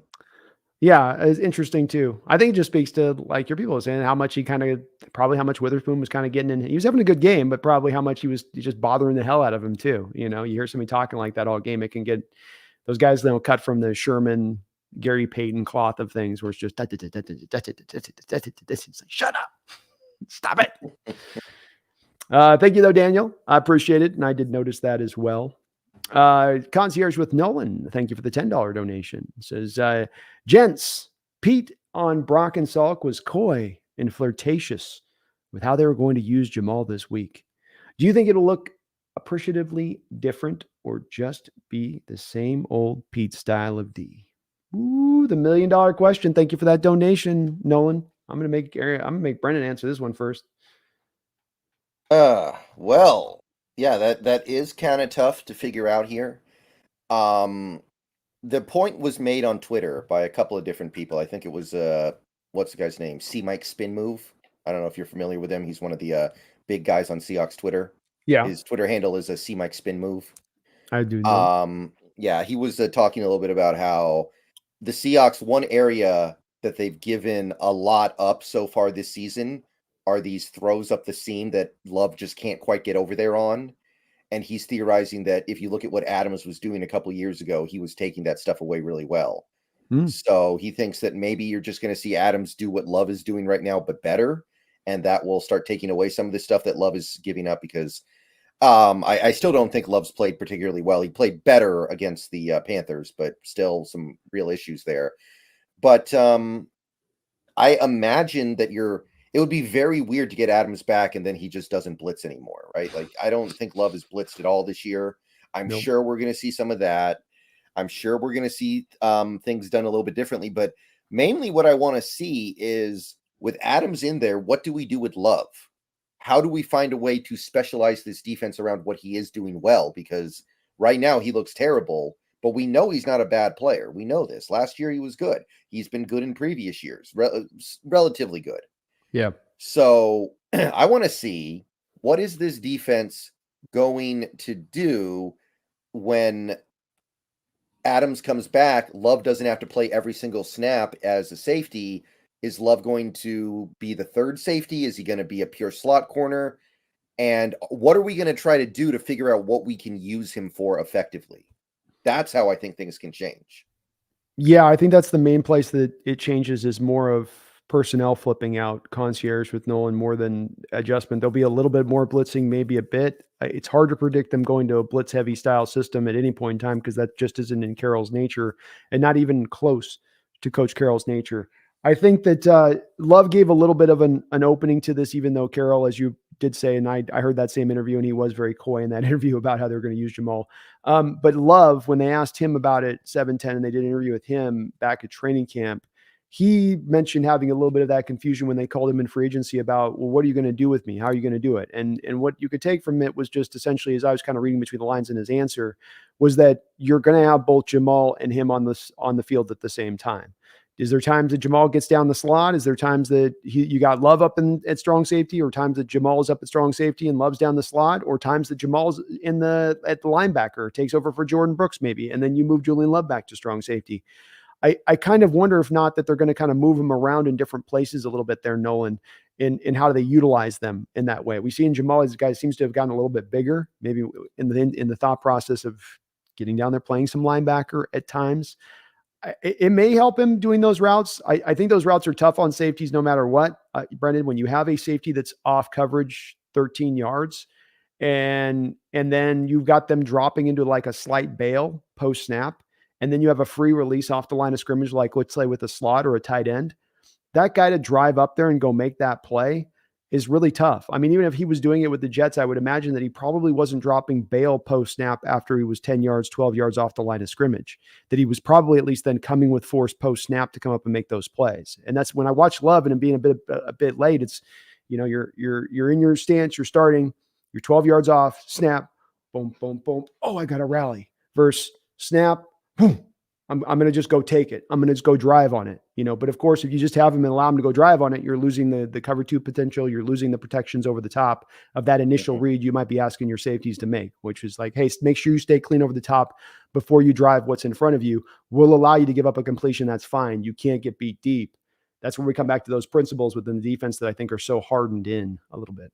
Now, I got to be honest. I don't think Daniel Jones is beating you deep either way. So hopefully we see a little bit of understanding of that. And honestly, the way Joe Burrow's playing right now, he's not beating anybody deep. He's turned into like Ryan Fitzpatrick. Did you watch the game last night?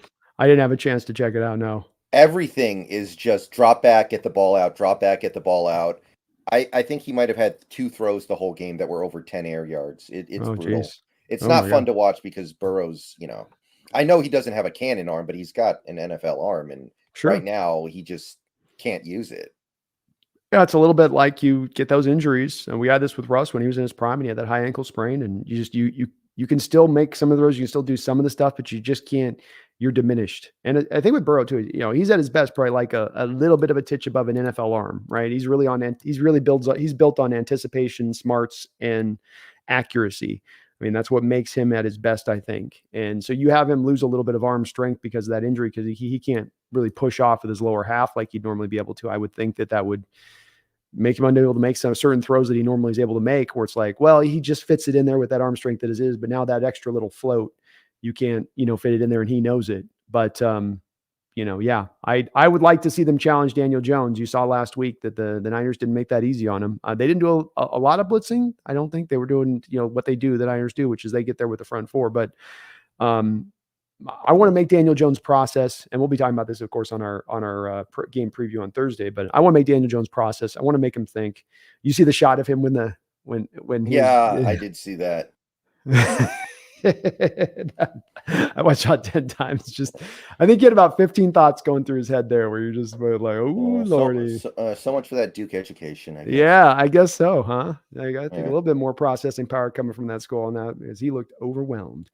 Thank you though, Nolan, for that big fat $10 donation. And I wish we could give you a sure answer as to what we know them to do, but we've got the history of the style of defense. We got the history of Jamal Adams. We've got the thinking that they changed to this new defense with the intent to use Jamal in different ways. But until we see it, we can't know it. Until we see it, we can't be sure that it's going to be implemented. We're hopeful. I think both me and Brendan would love to see this put into place, but it does take Coach Carroll crossing that. It's like Coach Carroll coming up to one of those like Indiana Jones 2 bridges. Remember that bridge?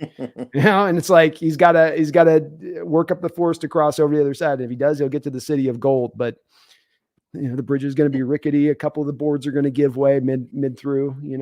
Yeah, he's. I mean, you said it yourself a little while ago. Teams are not really using the deep ball very much anymore. It's becoming a thing of the past. And if you do not adjust for that, you're going to get left behind. You really are. I think this is the key for Coach Carroll to go forward. He's got the culture built here. He's got the young talent in place. He's got the general manager and John Schneider who can make it happen for him.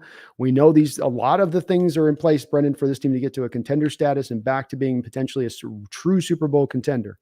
But the thing that they're going to have to make sure that they get at some point or another fixed here, or at least solved, is the defensive struggles and the struggles in this secondary, and finding some kind of adjustments to be made that can turn this around a little bit. Not to become dominant like once before 10 years ago, but to become functional. You'll be offensively driven. That's fine. You can be that way, and that's actually great. But you got to get the defense to the functional place of things. And they're on their way. Yeah, absolutely. Gerb the Nerb. Thank you for $5 and the donation there, Gerb. I do appreciate it. And I hope you're having a great night. Love the cat picture there. Says, you think Adams, Woolen, and Spoon together for the first time will have instant production or need time? Also, what trade should the Hawks make? I'll give this to you first. You start this one off as I try to think this through a little bit. I got to say, Spoon was kind of good right out of the box, which is crazy because he missed basically all of training camp and the off season, and he missed preseason. Like he missed all that time, and basically he hits the ground, and immediately he's this massive plus player. And I really do feel like he's been a big plus player. I know that PFF might say he's just been, good, pretty good, but I think he's been better. I think that you look at some of the stuff he's given up, some of the things he's gotten dinged for. It's hard for me to really put that on him. Like the penalties, very, very thin. One of the touchdowns was on a flea flicker. He gave up a touchdown in this game in garbage time. Like I don't care about that. Yeah. Life is too short to worry about garbage time. And it was a tough cover. He's on the outside, and it's the slot Mhm. receiver going up, and he's got to go off of his outside coverage and come back in on Yeah. the slot. It's kind of a tough call, tough pull for a corner there.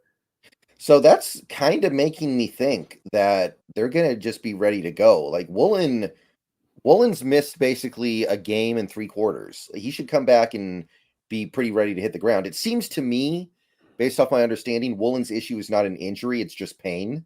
Like Mhm. they need the pain to go down to where he can play. Yeah. So I'm not that worried about that affecting him that much. And the Adams thing is kind of the question mark, but I kind of feel like it's going to be a pretty quick transition to, oh wow, we have two shutdown corners here.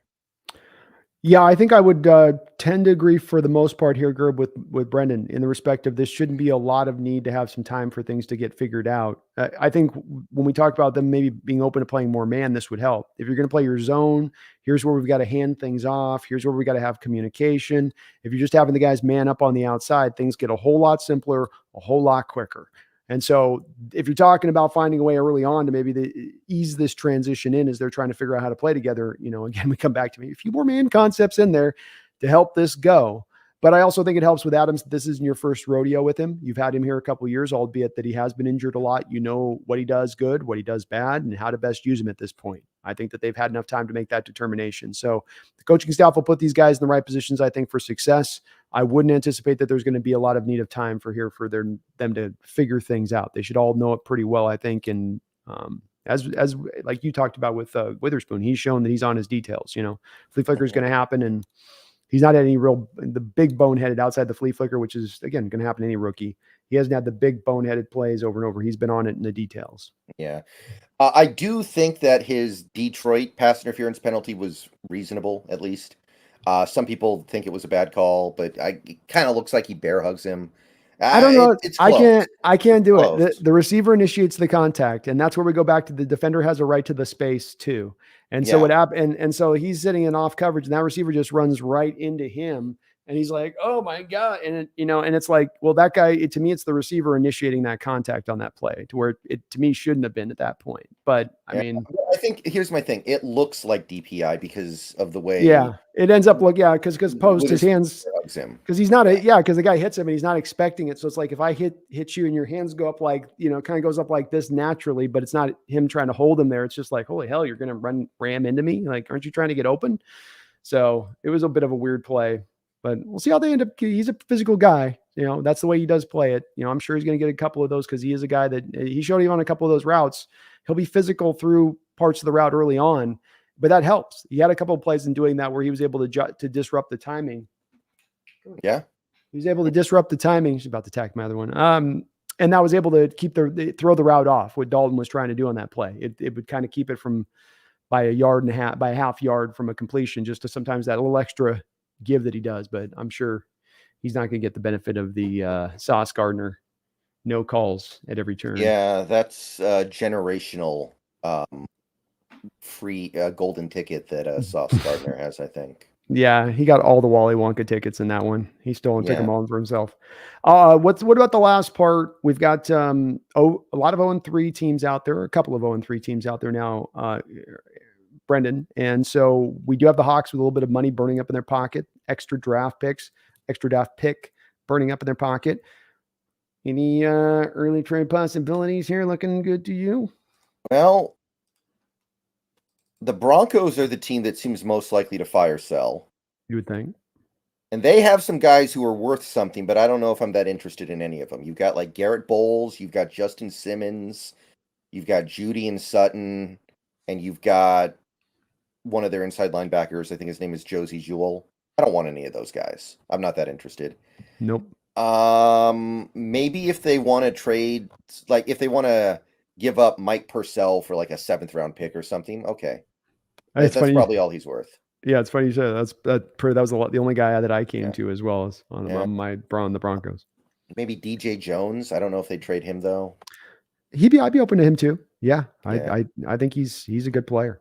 Yeah. Then you've got the Bears. Yeah. What do they have? Like it's mostly just a team that's set up to fail because it's all young players, I feel like. Yeah, they don't. You want to take on the Chase Claypool disease? Do you want No, to no, no, no, no, no. do you Keep want to that man out of the field. contract? Yeah, do you want to contract that illness, that particular strain, No, the Claypool? I'll just keep the face covering on that one. You know what I Yeah. mean? Like, so I'm going that Mhm. route. I saw the same thing. I looked at Chicago's got nothing, man. I think Chicago and Minnesota are both in a position of having nothing to offer, in my opinion. Maybe Yeah. I just don't think that there's nothing there. There's both teams have literally. You look at that Vikings defensive line. I know some people mentioned Daniil Hunter. There's too much dead money for them to hit in the restructure Yeah. deal that they did of that. So he's not even on the table. And I look through the rest of their defensive line, and it's just crap. It's just a lot of like nothing's there as far as an upgrade as it looks on those teams. I hate to be just like a no-show on it. And maybe you've got a guy that you like on it between those teams, but I think when I looked at them, I was just like, this is bad. Like these teams just they've got nothing. Well, I'll tell you, we've got a double toilet bowl games coming up this week because we got the Broncos playing the Bears and we got the Vikings playing the Panthers. That's all the 0-3 teams in the NFL. It should be kind of like loser. It's almost like loser leaves town, but instead it's loser goes on a fire sale.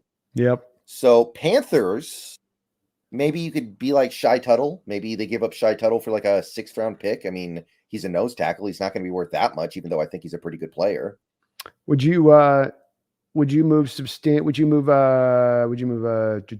second and third round pick for Derek Brown? I don't think I'm giving up that much for a guy who gives you a big fat 0 as a pass rusher. That's just not.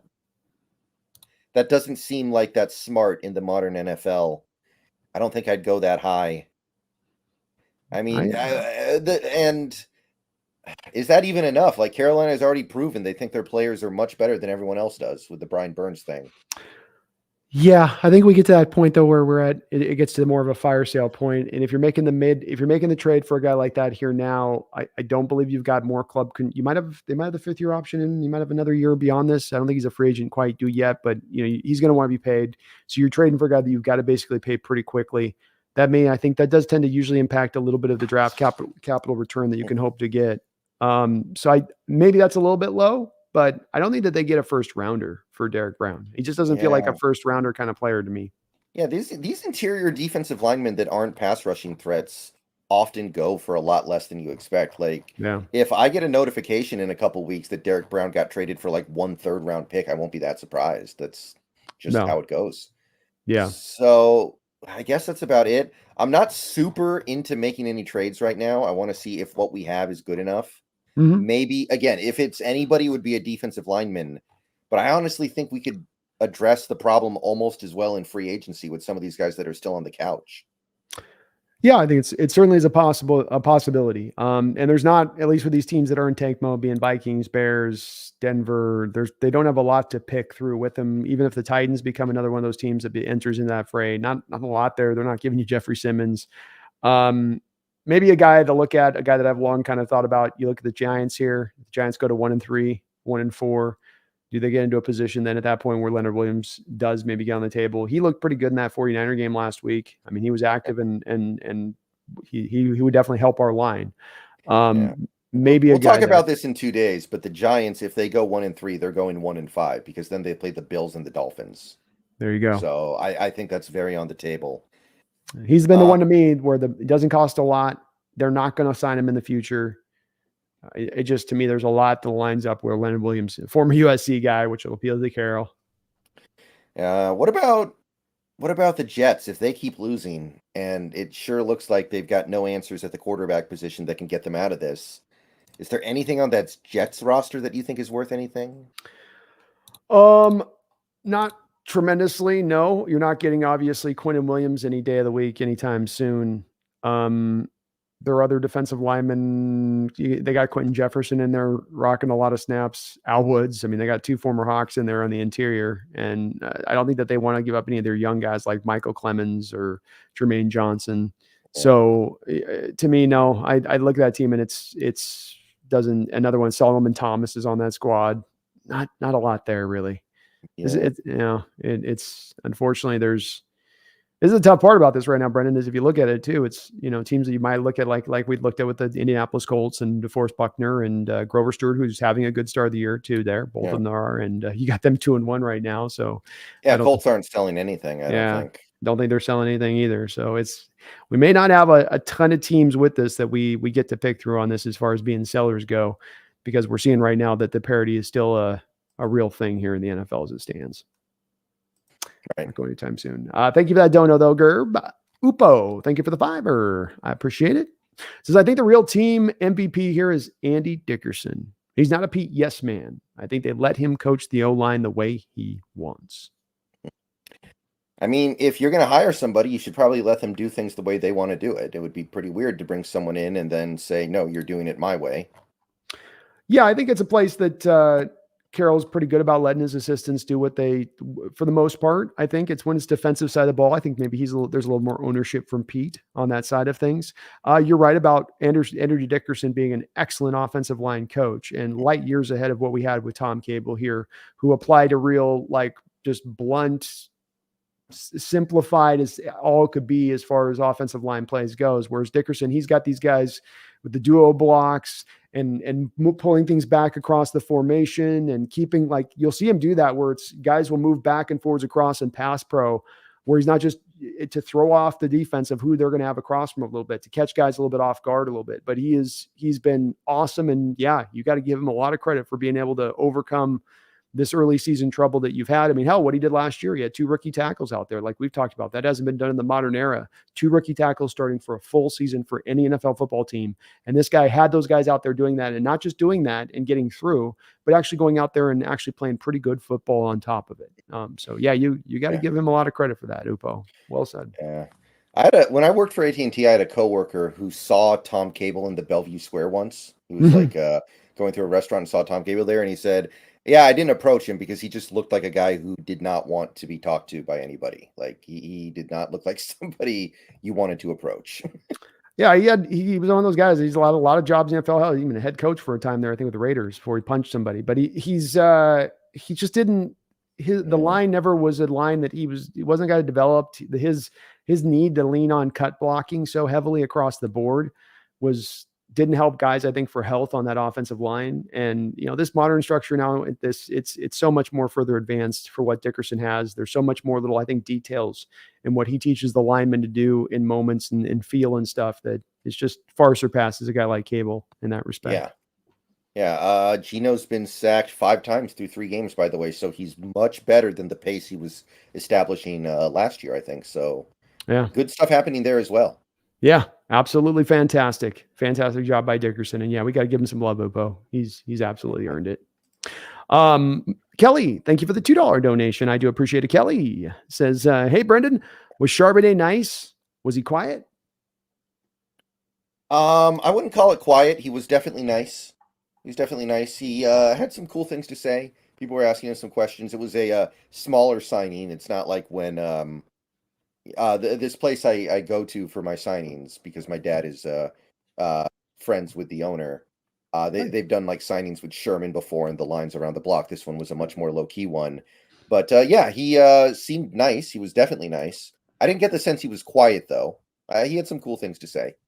Nice. Did you tell him you're Seahawks Brendon Nelson? Did you tell him? Yeah, I told him about that a little bit. I'm assuming that these people get approached by a lot of people who are doing things on the internet. They probably can't remember all of them. Yeah. I'm sure that they encounter, and they're like, hey, here's my SoundCloud, Yeah, exactly. I'm sure they get that a lot, so prove me not on Twitter. Expecting. Prove me on your Twitter. Give me your Twitter, man. Let me get going. Come on. Right, exactly. Appreciate you, though, Kelly. Thank you for that donation. And yeah, Charbonnet. Quiet but deadly. SBD, silent but deadly. Yeah, you might say that. A little bit. Yeah, I like it. Let's look at a little bit more of this defense here as we kind of get through this this game still here just a bit, Brendan. And that is, I guess we've talked about Reed and Witherspoon. Boye Mafe, I think we spoke a little bit about him and his game, consistent pressure today. Somebody else posted that chat about about that stat about where he is as far as his pressure rate goes. Stop, just stop, please. He's going to bring down my whole desk. So, who else stood out to you in this game? Defensively speaking. I would throw in Jordan Brooks, not on the level of those first three guys, but I would say Jordan Brooks. Part of it is just it's really cool that he's doing this so soon after tearing his ACL, but he had some pressure in this game, man. He came up, he had another significant pressure on a blitz. I think he got a sack in this game. It was at least half a sack. He's a pretty good blitzer. Like he Yeah. doesn't ask to do a lot, but he shows a pretty good ability in getting back there and doing it. Yeah. I think you got to shout out Mario Edwards as well. It's gonna just bring that up. Yeah. How many pressures did he have? What do you said 9? I don't. I think PFF does this thing where, like, if you exhale an air molecule and the opposing quarterback breathes it in at any time over the next 3 hours, it counts as a pressure. I think they're a little aggressive with it, but there's no doubt that he was playing well out there and doing his job against the run and the pass, and he was doing a lot of the damage that we had up front. Yeah. Amen. He was, and still being good as a run stuffer and giving you like Jaron Reed's, like you're getting a run stuffer and they're giving you pressure. It's weird. It's weird with these two guys, but props to John Schneider here, Brendan. If these guys continue to play like this through the year in the respect of the consistency that you're getting, you went out and got these guys at a lower amount of price. The bang for the buck is incredible here. And you're getting guys helping you the run game who are also bringing some pass rush. I mean, these guys can be anywhere near what they've been early on productivity wise. Absolutely home run kind of signings for the money you're spending. Yeah. You need that kind of stuff to go your way when you're not backloading contracts the way that some of these other teams are doing. That's true. Other than that, like, I think Mike Jackson fought hard given the fact that he was forced out there after Trey Brown got concussed. But overall, I think you're starting to kind of see why he's been shoved in the doghouse like this. I don't know what happened. Like people couldn't shut up about him in training camp, and then all of a sudden he can't play. But Artie Burns seemed all right, I guess. I'd say he was solid, effective, playing out of position, kind of, in a manner of speaking. Yeah, I think that's fair to say. I think Jackson did okay too as the game went along. He got some tough moments early on, but he kind of tightened it up as things wound on in the game. Do you think that long touchdown was on him or Diggs? My chat got in a big fight about this. On him or Diggs? Was it? I'm trying to remember which touchdown that is actually. The busted coverage where Love came over and missed the tackle near the goal line. The Chark one. Yeah, I don't think it's on. I didn't think it was on Jackson either. There, I didn't think it was on Diggs or Jackson. But maybe I got to go back and look at the play again. Because I thought Diggs on that play was leaned over to Jackson's side over on the other side of the field, but maybe I'm remembering it wrong. Yeah. I think Miles Adams actually played a pretty decent amount in this game, and he got a QB pressure according to PFF, so I guess he did good. That's mainly the stuff that stood out. He had a couple of times he got in the backfield to the game. He didn't get the I don't even go full pressure, but he was doing something. He was there. He'd be at times one of the only guys in the line on certain plays. Draymond Jones still quiet. Yeah, he had 3 pressures on PFF, but nothing big statistically. He left the game, by the way, with some hip tightness near the end. But yeah, nothing too big from him yet. Nothing too stand out yet. By the way, PFF had Mario Edwards 9 pressures, Jaron Reed 5, and Draymond Jones 3. And then I think they had Miles Adams with like 2 and Cam Young with 1 or something. So it was an insane amount of production. That's good. It's also probably it's 58 pass attempts, right? Like right. You get up to that 58 pass attempts, you're exponentially going to get the pressure rates. Not the pressure rates go up, but that the overall pressure numbers will be. Doesn't mean that their efficiency's up necessarily. Just you're getting more swings at the baseball. Yeah. I mean, it was definitely better than what we had against the Rams in terms of QB pressure. That's for sure. Yeah. And I got to give it up to Dalton. I thought he was being a man in there, just taking it and moving through the pressure while keeping his eyes up. I thought he didn't play a great game, but I thought he played very heroically, actually. And not great, but a strong game. A game where he definitely had to do some things where, he had to make some throws and especially where he used his mobility for his age. I did not think he'd be a guy that'd be as willing to kind of extend plays and then try to like really legitimately get a throw down the field, off platform or kind of moving a little bit to one side. His gutsiness and he didn't have a run game to fall back on in this game because we stopped the run. We got to talk about that in a second. But you got to give your props to these quarterbacks early on for the most part. You got Goff to throw you an interception, but Stafford played an awesome game against you.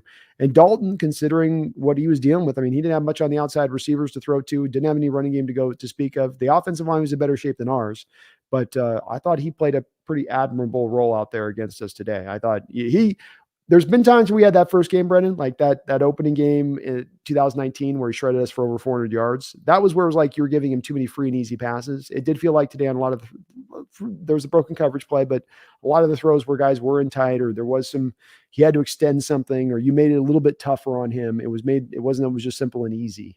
Right. Yeah, and sometimes they just get you. Like a great example is that play where Thielen gets down to the 1 yard line. Mm-hmm. That's like a shallow crosser Yeah. against man defense. That's just like they called the right play against the defense you were running, and you didn't necessarily do anything wrong. They just guessed right.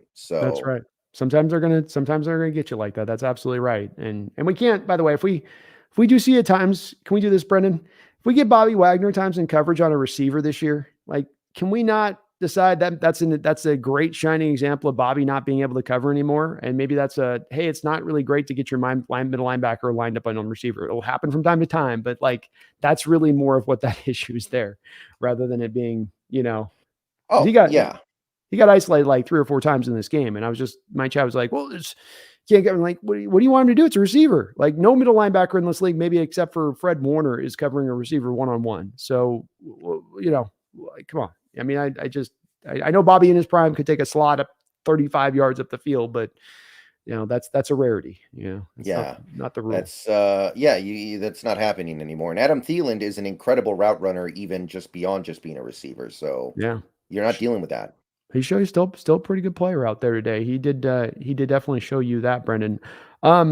I think, yeah, you mentioned pretty much all the folks there was to mention there on the defensive line of play. The middle linebackers, we covered that with it. Good defensive performance. Let's talk about one last thing with it, which is the stopping the run. It has been really encouraging through all 3 games that they have stopped the run, and I think it's been indicative, would you not say, of the fact that they have gotten the results and found a way to tangibly turn this thing into this direction. And improve it, and actually have this to where now it's not a matter of, well, this is just a 3-game thing that the steps that they've taken would be seemingly be steps that can continue to produce, especially would help once Jamal Adams comes back, because he's absolutely a plus run defender. Say whatever you may stand with him in coverage. And I still think he's a pretty good guy in coverage and man, but he's also a really good run defender. Yeah, it does seem it's not going to be sustainable like this. Like right now, I think teams are averaging 3 yards a carry on us. That's not going to hold. Mm-hmm. But it could be like 3.6, 3.7, and Mm-hmm. that's good. That's really good. If you look at the things that are causing this, it seems like Jaron Reed's a big part of it. And it's kind of dangerous to have such an older player be the linchpin of your entire run defense. And I do feel like without him, none of this is working nearly as well. But it's him. I do think our ends are playing well against the run as well, like Mario Edwards. And we are learning, even though Draymond's a little bit not coming out of the gate super hot here. We are learning that the reason why he was always graded so poorly against the run in Denver was because in Denver, it was just everything was hard because you were always defending against the run. You got tired because your team never had any offense. Yeah. So I think he's playing the run better. And of course, Bobby's presence, I think, is big.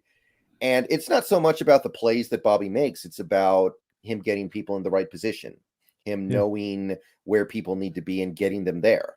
You still see some plays. I was watching this game. I streamed a little bit. There are a couple plays where I'm getting annoyed because pre-snap, the defense, like nobody knows where they're supposed to be. And you have Diggs and Bobby trying to get everybody in position pre-snap.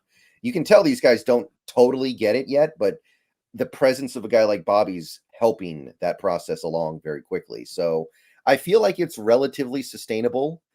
Some people have pointed out we haven't played a great running team yet, but if you take a look at the schedule, what are the great running teams we play other than San Fran and Philly? Like some people would say the Giants, because of Saquon, the Giants have been a terrible running team so far this year. They're averaging less than 90 yards a game.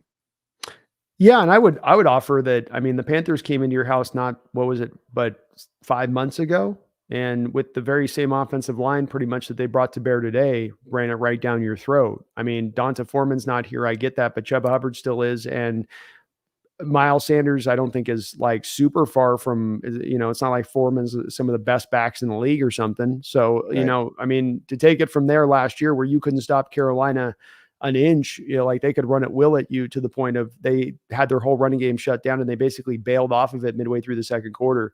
I do think that does absolutely. They ran the ball pretty well first 2 weeks coming into this game. That's the other thing on top of this. It wasn't like Panthers through the first 2 weeks weren't running okay, or that they were getting shut down by those other teams like playing the Saints. I think they put well over 150 yards, I think, on the ground against the Saints, I believe, in that game they played. So no, I think it's legit. But your final point on that's right. You're not playing a whole lot of teams that are going to be trying to commit to run the ball anyway. So it's probably not going to get tested throughout if that's the given point that's what's the reason for their success, which means it's going to continue. Admittedly, if you want to get through this conference, the Niners and Eagles are the teams you got to get through. Admittedly, that. But other than that, like I guess the Cowboys have been pretty good on the ground so far this year with Pollard. That's true. That's not bad. But like I said, like the Giants, even though they have Saquon and Daniel Jones, they have been miserable running the ball so far this year. A lot of these Bengals are not a running team, not at all. They were last year one of the worst rushing teams in the league, and this year they're a little better, but they kind of have to be because Burrow can barely throw the ball, so they just have to run the ball more. We're Browns Browns no Chubb, absolutely. Titans running game isn't as strong. Yeah, so you put it all together, and it's like I say, run defense doesn't matter as much as it used to in the NFL. You just have to be not atrocious. That's right. That's exactly right, which is where we were last year. So it's much better than this, much better than the last. Kasra Solari, thank you for the $5 donation. Says, I'm excited to see this defense with Adams, Woolen, and Witherspoon. With the way our run defense is looking, we have a chance to be very good. Definitely very, very improved. I mean, that's the key with me on this, Kasra, is I think that you have a defense over the last year, plus these games that have, at least statistically speaking, have been kind of near the back end of things. And the run defense is getting sutured up, which is good. Now let's get some of the pass defense figured out as well. And you'd think that all three of those guys' presence is going to help that, especially as you can work them together off going a little bit, maybe more man. I may be dreaming on this one, but that's when I see those three names put together, it's just, I see those three names in man coverage above my head, just starts to appear. So I hope they do, Kasra, and it is going to help. And certainly with Witherspoon and Adams, man, and even when now you move Julian Love into the slot, I mean, now you've got plus tacklers at all of those positions. Say nothing of whatever happens on the inside, which should only improve the run defense from where it is right now. It shouldn't make it take a step back, but make it, I don't know how much bigger a step there is to go forward when you're averaging 3 yards a carry, Brendon. But I mean, I don't think it goes back at that point, in my opinion, on that. Yeah, I mean, eventually what's going to happen at some point, you let up kind of a fluky, super long run, like somebody breaks off a 40-yarder, and that messes with the average a little bit. True. Like, that's unavoidable. But yeah, but it's good. At least they should be at least solid this year. We don't have to worry about as much as we did last year, which didn't have any answers. And we got Brian Monet coming back too eventually. I don't know what he's going to add to the mix, but he does come back at some point this year. Right. That's a good point. For whatever he does bring. Thank you though, Kasra. I appreciate that donation. And I think me and Brennan are just as excited as you are about these three guys back in the secondary, man. I mean, this team is taking the approach of we're going to build from the back to the front. And at the heart of that back to the front is those three guys, along with, I guess, maybe Diggs in there. And so, let's go. Let's go, Kasra. Appreciate you. Corey Combe, thank you for the $2 donation. Says, Lockett continues to dominate. You guys are awesome. Oh, well, thank you so much, Corey. I do really appreciate that. And I think Lockett just continues to be the steady guy he is. He did maybe have his best game this last week, but he is still a guy this year, I think, who has shown that he's still going to be an important part of this offense. He's going to have a role.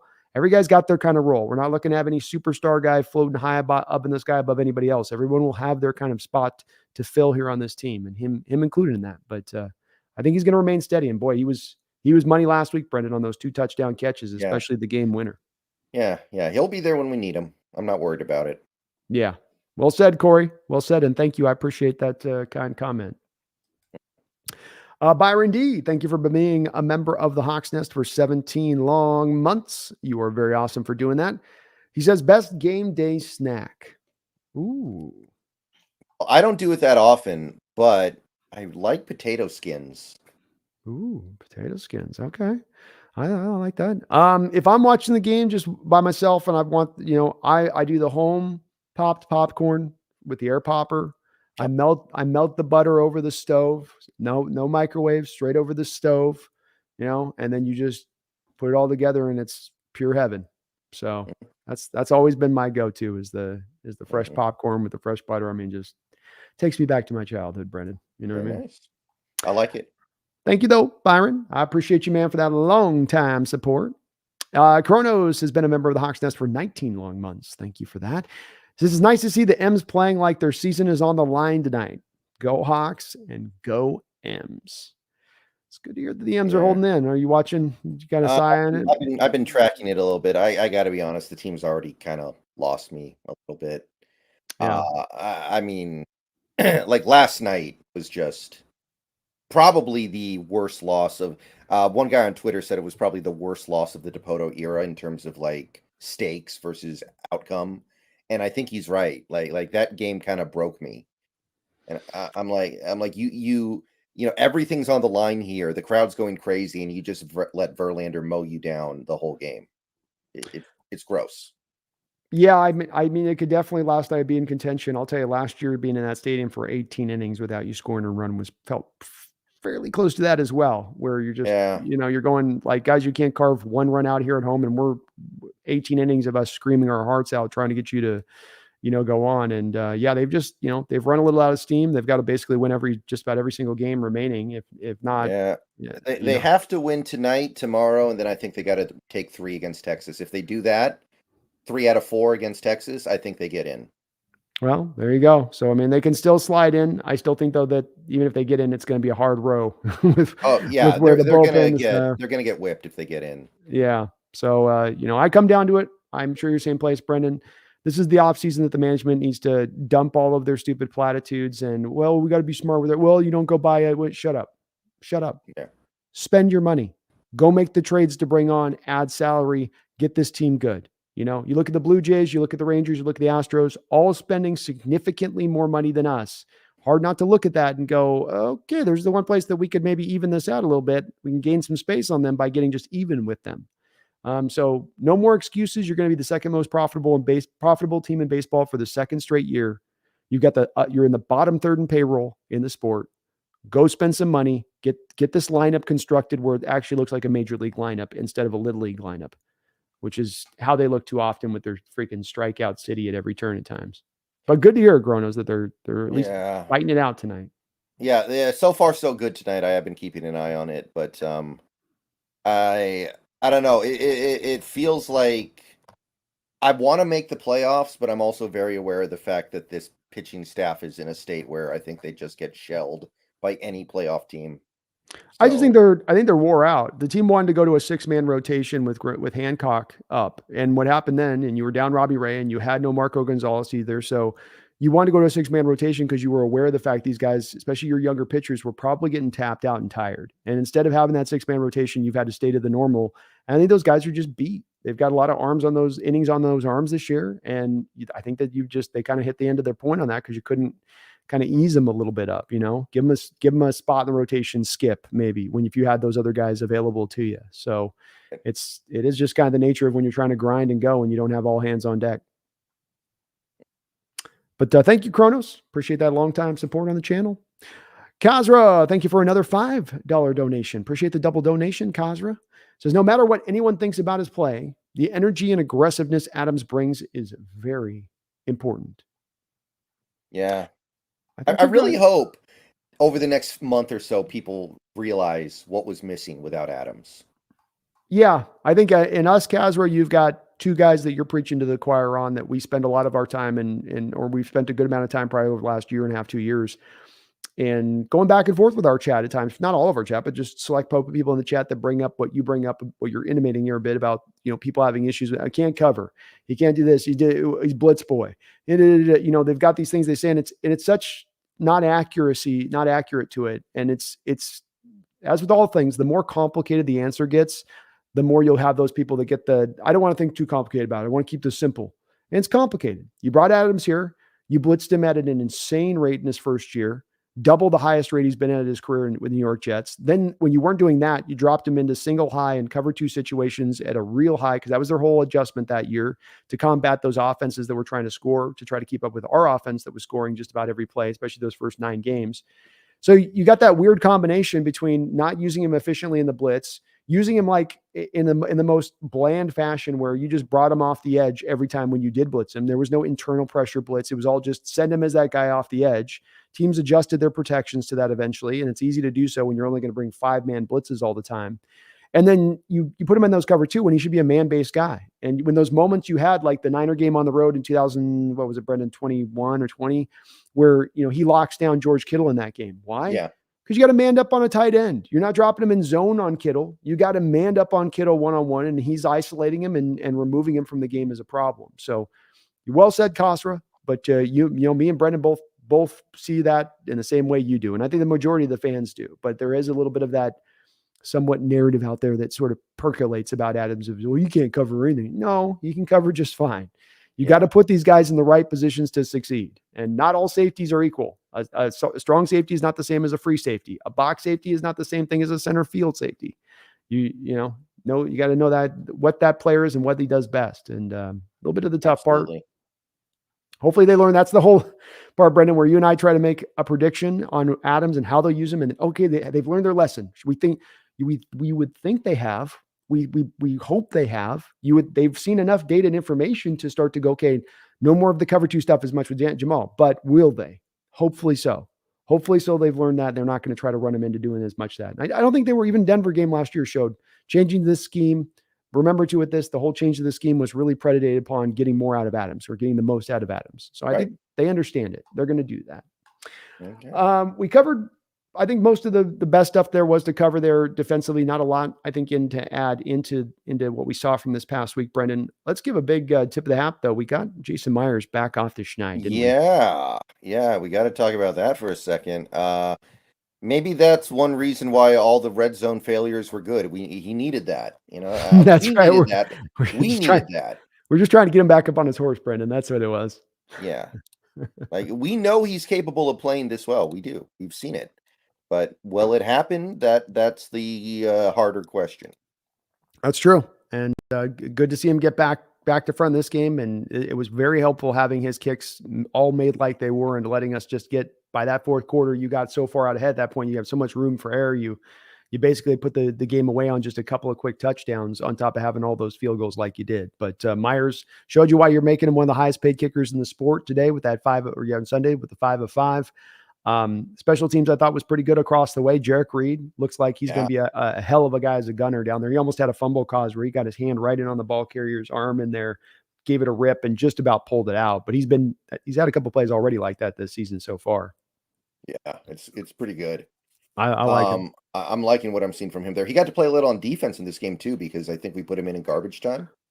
I don't want to get to this point too quick, because I know I say some of this stuff at times. Like I'll say, I think Oluwatimi is going to be our, center of the future, or that I think Bradford's a legit prospect for us as right guard. And I'm trying not to overstate this stuff too much, Brendon, but I feel a little bit the same way from what I saw off of preseason with Jarek Reed, and just the energy he brings, and knowing that he's got that 4.37, 40-inch vert. He's got the athletic pedigree that he's bringing. We might have a guy that is our free safety of the future here in our ranks right now as it stands. I think that's reasonable. I think that is a reasonable thought. Like, the fact that he's a 6th round pick shouldn't put you off that bad, because safety is not quarterback. Quarterbacks, you very rarely get them from like that late in the draft. But safeties, that kind of happens all the time. Like Diggs was what, a 6th round pick, I think? I believe that's right. Yeah, I think he was. Yeah, so I don't think that's reaching at all. Especially for a guy that's more of a smaller college guy. So when smaller college guys can be, to me at times, I do the translation of harder for as many people to spot, because not everybody's looking at all of the smaller college guys as closely. Mm-hmm. But yeah, I'm pretty excited about that too because obviously somebody in this organization really really liked him and probably bet their job on him in a way, I, bet their credibility on him. I got that impression too, Brendan, because I think what you're reading into that is that that guy got to make the call to Jarek Reed on draft day and announce he was the pick, and that seemed to be like a nod by Schneider, going, this guy went kind of fully in on this, got on the table and pounded the table and said, we got to take this guy. And yeah, I think you're seeing a little bit why he's got a little bit something to him, man. I've been very impressed by him and his energy that he brings to the field whenever he's out there, no matter what you're asking him to do. Willing tackler, fast, rangy. And there was that one game, I think it might have been the Viking games, where he just was all over the place throughout that course of that game in that preseason. Just very, very impressive. DJ Dallas freaks me out, man. I almost need to just look away from the TV when he had one where he caught it, where he literally, I think, had a guy hanging off him as he made the catch and didn't fair catch it. Then he had another one where he had 15 yards of space, fair caught it, and then tried to run after he fair caught it because he realized that he shouldn't have fair caught it. Which I thought was a penalty. I thought that was a 15-yard penalty. Maybe it's in college or something. I know I've seen that called before. I thought it had two at some point. Yeah, I don't know if it's a penalty or not at the pro level. You see it so in often, but he's good on the kick returns, man. But we could definitely stand to get better at the punt returns with somebody else back there. I don't know if Eskridge is going to be able to do it when he comes back, or what they're planning on doing with Eskridge when he comes back. But Yeah, he was good on the kick returns this week, though. I thought he had a couple of pretty he's decent awesome on that. returns. He can handle. Yeah, Yeah. he's every he's not like Ooga Boogie was last year, where it's like, well, this guy could house it, but he's going to get you past the 25. He'll get you to the 34. He might bust it up to the 42, 43 every once in a while. He can give you that, and he runs hard. But boy, just as a punt returner back there, it's just like you're holding on for dear life a little bit with him. It gets a little bit wild for me on some of those ones where it's just like, dude, come on, man, buddy, come on, buddy. Last guy I want to talk about here before we finish up is Jake Bobo, man. Makes the touchdown catch in the back of the end zone straight off of his college tape, wasn't it, man? Wasn't that what you saw of him at UCLA on some of those kind of routes he'd run at UCLA to Pretty get free much. in the Pretty red zone? much. I mean, Yeah. It's great to see, and he's still killing it with the run blocking. He's still, I think, the best run blocker according to PFF at wide receiver in the entire NFL. and an incredible weapon app for us with this, because there's times you're seeing him take Lockett off the field for him.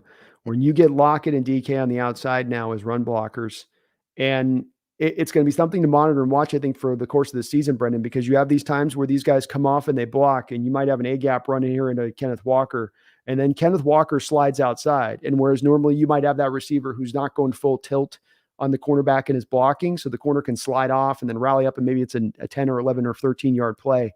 When you have these receivers blocking on the outside like they are, that's where that 13, 14-yard play now becomes a 40, 50-yarder, because they're finishing through their blocks. There is no safety valve on the back end for the defense as a tackle. Now it's hopefully on a safety to come all the way across the field. But Walker has shown that he can bust those big ones off if everybody gets it blocked up. And for those kind of plays where you get the inside runs, everybody defensively starts to suck in inside and he bounces it to the outside. You get that one block from one of these receivers nailed up on the outside, it's game over. And he's going to have a lot of those big runs off the back of that. And you didn't have it before because Lockett, bless him, he's a willing blocker, but the guy's 5'9". There's just times he can't really do much as far as to really get much push up the field as a blocker. And Bobo's 6'5", man. He's a big boy out there. Yeah, I guess the issue would be if it becomes a tell when he's in the game, kind of like it was for Derek last year. Remember last year when we had Derek in the game, 99% of the time we were running the ball. So I wonder if Bobo coming into the game is going to become a tell. He's already got 2 catches, so hopefully it doesn't go that way. But I am thinking about that a little bit. Oh, and you can take advantage of that stuff though too, then, like they did on that trick play against the Rams in the opening week, where maybe the Rams were doing some of that advanced math with Bobo in the game at that point. We run the fly sweep with the pitch back to Geno, and Bobo's actually open on that play. Geno just didn't happen to throw it, but maybe you can take advantage of them. But you're right; it's something that teams will begin to pick up and monitor if you don't do more passing when he is in there at that point. But this is how this kid's carving out a role on his team, right? This is how an undrafted rookie free agent kind of find, well, I guess we got to give him some, snaps now as an actual receiver, in addition to having to block because he's blocking so good. And one thing kind of leads to the other, doesn't it, Brendan? Yeah, not a lot of room for Eskridge when he gets back, it looks like. Okay, so you got the call to make here, buddy. You're general manager Brendon Nelson right now. We got 2 chairs and we got 3 guys. 2 chairs, 3 guys. You know what I'm saying on this, right? Mm. Bobo Eskridge and Derek Young. You got Yeah, I mean, I guess it depends on Derek's state of health. Is he going to come back anytime soon? The injury he had is no joke. And there's also Cody Thompson who's lingering around. Cody but Thompson usually plays like 2 snaps a game. I you can guess he could take the Eskridge role. yeah, but so okay, so you got 3 guys coming back though, 2 spots is what I'm saying. So Yeah, you only got like what you'd have essentially is the Cody Thompson role is the one that opens up that has to be filled between a Derek Young and an Eskridge because I don't think you'd agree. I think you'd agree. There's no way that you let Bobo go to practice right. squad or you know. Yeah. So that ain't happening. So Mm. Derek Young and Eskridge, they're both healthy, Brendan. I ain't gonna let you sit on the fence on this one. They're both healthy. You gotta chop. You gotta chop somewhere. And yeah, obviously you'd love to get one of them onto your practice squad, but does that happen or not? Who knows at that point? Yeah, I think it's kind of a no-brainer. I think it's a no-brainer. Derek Young is not only is he doing his stuff as a receiver, which is admittedly not amazing, but he's also played some fullback for you. He's got some special teams value for you. Like it's kind of a no-brainer at this point. And more I and more club controlled years. Cheaper yeah. and more club controlled years. So yeah, I don't think there's much of a decision to make here. So Bobo's made it easy for us to figure this one out. He does, I think. I think you got to go this route. It'll be interesting though. The team seemed to have has earmarked Eskridge Brendon for having a spot, so it'll be interesting to see if they actually do that or not. But it's good to have this kind of tough call. First world problems. First world problems. Kelly, thank you for the $2 donation. Says B knows I love 33. Got to meet him, and he was everything. And Kelly can attest the fact that he was awesome. And I've heard this from multiple people that were down in training camp that Adams has been just great with the fans. That he's been willing to sign autographs. That people have interactions with him. Everything seems to be pretty cool with that. So the guy's had some tough luck here, but he's not been an attitude problem. Or he's not been anything but seemingly a really great teammate, and everybody wants to see him back. And all of that other stuff outside of this injury thing are absolutely in line with if this guy can get the injury thing right, everything else seems to be moving in the right direction. Fans are going to re-embrace him instantly if he can start to get back on that field, I would say, because he is a fun player and he's a unique player, one of the more unique Yeah, safeties you'll find out there. absolutely. But thank you, Kelly. Appreciate you. Snail, thank you for the $2 donation. Says, can we draft Dean, Janikowski, and Ward from WSU? Janikowski kicking? Who's Janikowski? Yeah, I don't know who Janikowski is. There is another WSU player who's got my attention a little bit here. It's the safety. Hold on. Let me pull up his name here. There's a safety on WSU that is starting to get some pretty positive draft attention. Let me make sure I get his name right here. It's Jaden Hicks. He's actually been playing well lately. But yeah, I don't know who Janikowski is. Ward is starting to become pretty interesting because as of right now, he hasn't really moved that far up the boards. He's still like in the 5th round range on the aggregate. Mm-hmm. That's pretty dang appealing, I gotta say. I don't think he drifts to the 5th round. I don't see that By the happening. end of the year, he'll be up. But how high is he? Is he going to be a 1st rounder? No. Is he going to be a 2nd rounder? I don't think so.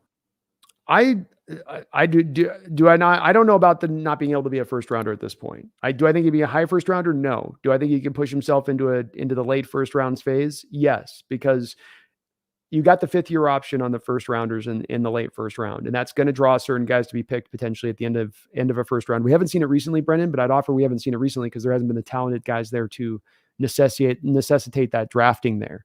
Can Cam Ward be a guy like Teddy Bridgewater was when he came out? And not in the skill set he has. He's got a much stronger arm. He's just a different kind of cat. But can he be that kind of guy that comes out that's like, well, not really a 1st rounder, but maybe not really a 2nd rounder, but okay, we'll take him with the last pick in the 1st round. I think he could move himself up there. If the draft was today based off of where Ward is, I think he's a 3rd rounder as it stands right now. And I think that if he continues to do what he's been doing, I think he can definitely push himself up into almost a sub late 1st round state or very early 2nd round state, I would say. Yeah, I'm just looking at it though. I'm looking at all the quarterbacks in this class. Like it's not like there are going to be 12 1st round quarterbacks, right? There's only a certain number of slots, and there are going to be some teams out there that are definitely not spending a 1st round pick on a quarterback no matter what. So you would need Ward to jump past some guys that just seem like they're like you've got Caleb and Drake, and then you've got Penix, you've got Bo Nix, you've got Quinn Ewers, who's played pretty well to start the season. You've got Riley Leonard, you've got Jordan Travis. Now Jaden Daniels is coming up out of the far lane. You got Joe Milton, who I think his tools alone might get him close to the first round, even if he doesn't play that well. Like, there's some work to be done if he's going to do that. It's possible. I just think But, I think he's in the mix with those guys. I think all those guys have their own kind of chance and opportunity to move up there. You're right there. They're not all going to be first rounders. I think that you're looking right now at, there's probably 3 right now, at least as we stand. We've got that pretty well, I think, situated is just where it looks like it's going. And could you get to 5 or 6? Well, I think you possibly could, because this isn't your everyday ordinary draft where you have quarterbacks who went back to college last year. You had guys like Penix who in other NFL and other off seasons would have gone to the NFL. Let's also remember that here, Brendan, is that this quarterback class is heavy because of the NIL. It's heavy because it's been extra inflated by the amount of talent that's put within it. And so if that talent's legitimate, that talent's going to get drafted. And there might be a good amount of core teams out there, Brendan. We got Oakland, we got Minnesota. We got the Cardinals, we got the Rams, maybe. Let's go through it. See, I kind of feel like the other way. I'm looking at this like, okay, Patriots, maybe. Depends on how Mac does this year. Jets, I would say they probably need to do that. Yeah. I don't think anybody in the AFC North. Maybe the Steelers could give up on Pickett, but that doesn't seem like something they would do. They're patient. They're patient to a fault. So I don't see that yet. Yeah, they do tend to be that kind of way as an organization. No team in the AFC South. All those teams, I think, have their quarterbacks, unless Tennessee really doesn't like Levis all of a sudden. Tennessee's on the board. I think Tennessee's available on the board because it's only a second round pick. You've been on Levis, and that's not necessarily something that marries you to a quarterback long term. I agree that he's at the head of it, but he didn't tear it up in the preseason. And if he's got those worries established with him, but let's keep going.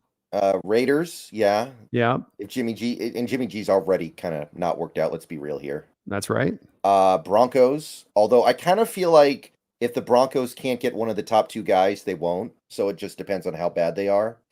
Like, I don't think they would take a Penix. I think, obviously, if they can get Caleb or Drake, they do it. But I don't think they would spend a first-round pick on a Penix or a Bo Nix or somebody who's not a blue chipper. We'll see. Well, I see that. I can see him doing it because remember what Drew Brees, technically Drew Brees wasn't a blue chip talent, but what Peyton's looking for is a certain skill set that can push his offense and make it happen. But I think we've got to put the Broncos at least as a possibility because they're going to need to, whether they sit with Russ or not, they're going to want to have something else probably there behind that. That's a developing factor of it, even if it's not the quarterback of the future for them. Commanders. Yeah. Commanders are, I think, the easiest one. Yep. I don't think the Giants can get off Daniel Jones anytime soon, so I think they're stuck. I don't know. Do the Giants, though, look for having an insurance policy if Daniel Jones continues to if he shows like what he's shown this year, where it's like, oh, we made a mistake, this ain't good. Yeah, you're right, they can't move off of him, but does that then proceed? Does that prevent them at that point from going and then drafting a second or third round guy? Yeah, second or third round guy. Oh yeah, a second or third round guy, absolutely. First round, I don't see it. Probably not. I guess Minnesota, Jordan Love's playing pretty well right now, so I'm not going to say Green Bay, although that's actually kind of an interesting debate. It's not like Love is setting the world on fire, but I guess it's good enough. Yeah, I'd still say they'll probably roll with Love, but you're right. Remember with Love, the thing with him too is he's years into his rookie contract, so the time's kind of ticking on that one too. Vikings and Bears. Yes. Falcons, I'd say pretty good chance at this point. Saints, I don't know. What did the Saints do? That's Saints. Yeah, Derek Carr's already injured. Yeah. Bucks, I guess. Yes. They don't. Yeah, they have Kyle Trask, right? There's no way they're committed to him. Right. Exactly. And Baker's showing you what he is. Yeah. And then you got the Rams and Cardinals. Okay, that's not bad. That's a healthy number of teams. That's a healthy number of teams. Yeah. How many of those teams would do it in the first round, though? I feel like a lot of those teams would be like, yeah, it's a really good deep QB draft. You can get J.J. McCarthy or K.J. Jefferson or Spencer Rattler or Kyle McCord or Tyler Van Dyke pretty late. I think a lot of those teams more than average are going to be thinking about that way of going about things. I think it's a possibility. You're right there. I mean, because you're right where we'll have a good amount of first rounders and then we'll have a good amount of second and third rounders too. And so there is going to be those teams that take that alternative approach. But I do think it does then push that number up if we're talking about over under 4 first round quarterbacks taken. I think it does push it to the over on that being that there are so many teams where half of those teams we mentioned could take a first-round quarterback and the rest of the half could go to second and third-round picks, but they are all basically in need of a quarterback in one way or another. And so they're going to have to go get it from somewhere. And let's face it, this offseason, who's going to be the great Kirk Cousins? That's going to be your, like, pretty much the only guy that you'll have a team going out there that'll solve their quarterback situation with this offseason. I don't think there'll be another guy out there unless somebody's really bought into a Kyler Murray or something in a trade, which I don't buy. Yeah. By the way, does Arizona have an out from that contract of Kyler, by the way, anytime soon? Or like, I know they would take Caleb if they could. They might not be able to because Caleb won't go there, but I 100% know what they're doing. I know just what they're doing. They shed all of that salary. They're sitting with $40 million of cap space this year. They're going to roll that money over into next year's cap. They're going to move Kyler Murray in a trade if they can, and if they can't, they'll just like what I think is going to happen with Russ. They post June 1st, designate him, and then split the dead money between the two, and they have the rollover money in order to accommodate a big part of that hit into next year, to where they can start to look at being more competitive, I guess, at that point, because they're not just being completely hindered by the dead money. But I would almost guarantee that that's what the pathway approach is going to be for them on this. Yikes. Well, I mean, it's the right thing to do. It is the right thing to do. I can't deny that. I give them props. Realize it's not right. Don't just keep going sunk cost and dropping more into it at that point. And I think they realized that with Kyler Murray on this. I mean, I'm making a guess here, but just how much they tore down the team a bit early on this, they definitely showed you we're going this direction. I know that Gannon's been having that team play good and Dobbs has been doing good, but I mean, how can they not look at how Dobbs is outplaying Murray and go, okay, Murray's not the right guy. And that doesn't mean Dobbs is the right, but like, I mean, this guy's outplaying Murray and he's got even less up in front of him to work with, than Murray did. It's got to be telling to that franchise. Right. Solari, thank you for becoming a member of the channel. You can become a member of the channel right now. We got Thursday night streams I'm going to be doing here into the foreseeable future. So thank you for becoming that member, Casra. I really do appreciate that. Welcome aboard the Hawks Nest. We get caught up here just a sec, Brandon. Bear with me here. Washington Fishquest, thank you for the $2 donation. He says, that Charbonnet hit made me love football again. Yeah, he needed that moment because a lot of the fan base was still cold on him. I think that really helped turn that around. Yeah, he's going to be a fun back for the and as we saw with Marshawn, this kind of back can energize a defense. It can wake up a football team. It can get everybody hyped to the moon. So, and the nice thing with this Fish Quest to me, and Brendan, this is the thing I love about it, is he's done this a couple times now. Maybe not to the degree of hitting somebody and sending them into a wall behind them, but he's done this to where he's hit guys with the kind of force where it's like, that's brutal. Like he's hitting that in a guy that way the backs don't hit guys. I mean, you have to go back to like 90s football or something to find running backs that, laid the pain like Charbonnet was laying there. And he's done it a couple times. So I think fans are going to warm up to him real quickly, Brendan, if he keeps running like this. And, he's going to get a lot of people hyped up, but well said, Washington Fist Quest. Well said, man. Upo, thank you for another $5 donation. It says, Cam Ward is my Joe Milton for Brendan. It's all about value. Would you rather have Caleb Williams for 3 future firsts or Cam Ward for your 2024 second? In a vacuum or for this specific team at this specific time? If it's in a vacuum, I think it's Caleb Williams and it's not even close. I'd go both.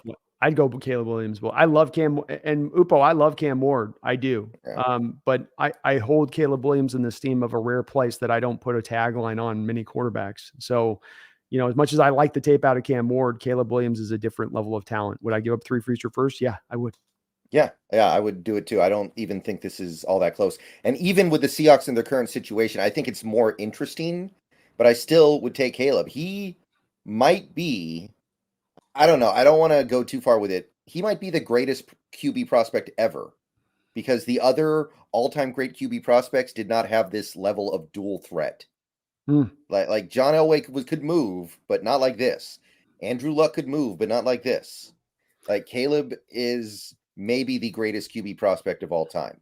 Could be. Those guys did have a little more size, whereas the place that he doesn't quite have as much of. So there's some part, and Elway he was pretty good. And back for the day, I mean, he was maybe the most mobile quarterback until Randall Cunningham came along in the sport.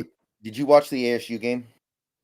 I didn't. The USC versus Arizona. He had a touchdown throw in that game that was, I was streaming at the time, And I had a couple people say like that was straight out of the John Elway playbook. That was the kind of stuff I remember from the 80s, just like the way he's running around back there and then he just launches it and the ball explodes out of his hand. It's just Elway. He murked us, dude. And it just we'd have a blitz come up through free where the guy wasn't touched, linebacker right through, and John's dropping back, and he's got a dead to right, and John just takes the hit. Just the guy hits him, shakes off the hit, throws it, and he was always like you say, he was moving all over the place all the time, and it's just impossible to deal with. Then he had the cannon arm on top of it, so he could throw it 70 yards after he ran all around the field. But Caleb is in that mode. I've said I've got a select group of quarterbacks in my lifetime that I put in that special prospect status. Elway, Andrew Luck, Trevor Lawrence is in there for me, and looking at him coming out of college.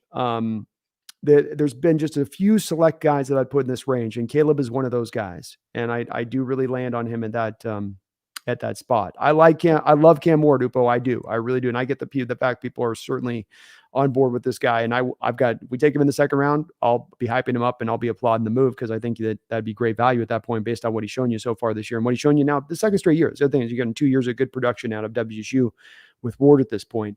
But Caleb is just, he is something different. There's just something a bit different about that kid. Mm-hmm. But thank you, Upo, for the donation.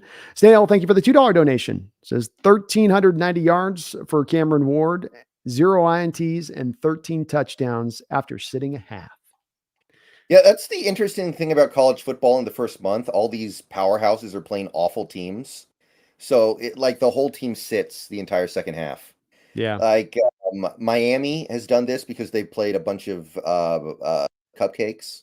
Yeah. And Leonard Taylor hasn't done anything this year statistically because he's never playing because it's always garbage time. It's kind of interesting. Like he's playing well when he's in there, but statistically there's just nothing. Yeah, they like those cupcakes those first 3 games, don't they? On that, and those college teams, that's their preseason basically. But Right. it's still he's been there step for step, Snail, for me. And we talked about this a couple times on streams. He's right there with me with Penix as far as being very impressive and raising his draft stock. Penix has taken himself from second round territory to first. I think Ward's taking himself from a place of like what Brendan said coming into this year, where there was maybe a look of him being in that 3rd to 5th round range to being now climbing into, I think, the more of the second round area of things, in my opinion, with what he's starting to show. But we are 3 games in, and it's still early in the season, so we got to let the whole thing play out. But it's the most wonderful thing about it, beyond all else, Snail, is be it Ward, Penix, Bo Nix, Spencer Rattler, Quinn Ewers, go down the list of these guys. They're all playing better football. They're all improving. They're all taking steps forward rather than at times in recent years past, we've seen these quarterbacks taking steps backwards. So it's very encouraging to see from there. But you got me sold, man. I'm on board with Cam Ward. I got no problem. I think he's Quandre Diggs' cousin too, if I'm not mistaken. I think that's about right. Alan A, thank you for the $2 donation. I do appreciate you. Alan did a double dono on you, so thank you for that double donation, brother. He says Stroud is better than Russell at the moment. Stroud's been playing really good. So I haven't watched a lot of the Houston games though yet, is the thing. Like they're never on. And they never make it on Red Zone, and I haven't had a chance to really look at what he's doing. Yeah, he's made some very impressive throws, and he's not doing it by just having things structured, from the schematics of opening things up easy for him. He's making some big boy throws. He's showing off that pocket mobility where he's not a mobile guy, but he's very smart in his movement in the pocket and just has a good feel back there. He's by far been the most impressive rookie quarterback to start things out of this last class. That is for sure. Russell, I don't know. I mean, the last 2 games, I don't think he's played first game of the year was kind of rough. For last 2 games, I think has been a bit of an improvement. I think the last 2 games for Denver has been more about what's happened defensively. Cortland Sutton having fumble problems. I mean, hell, he had they look what the defense let Sam Howell do to them the week before.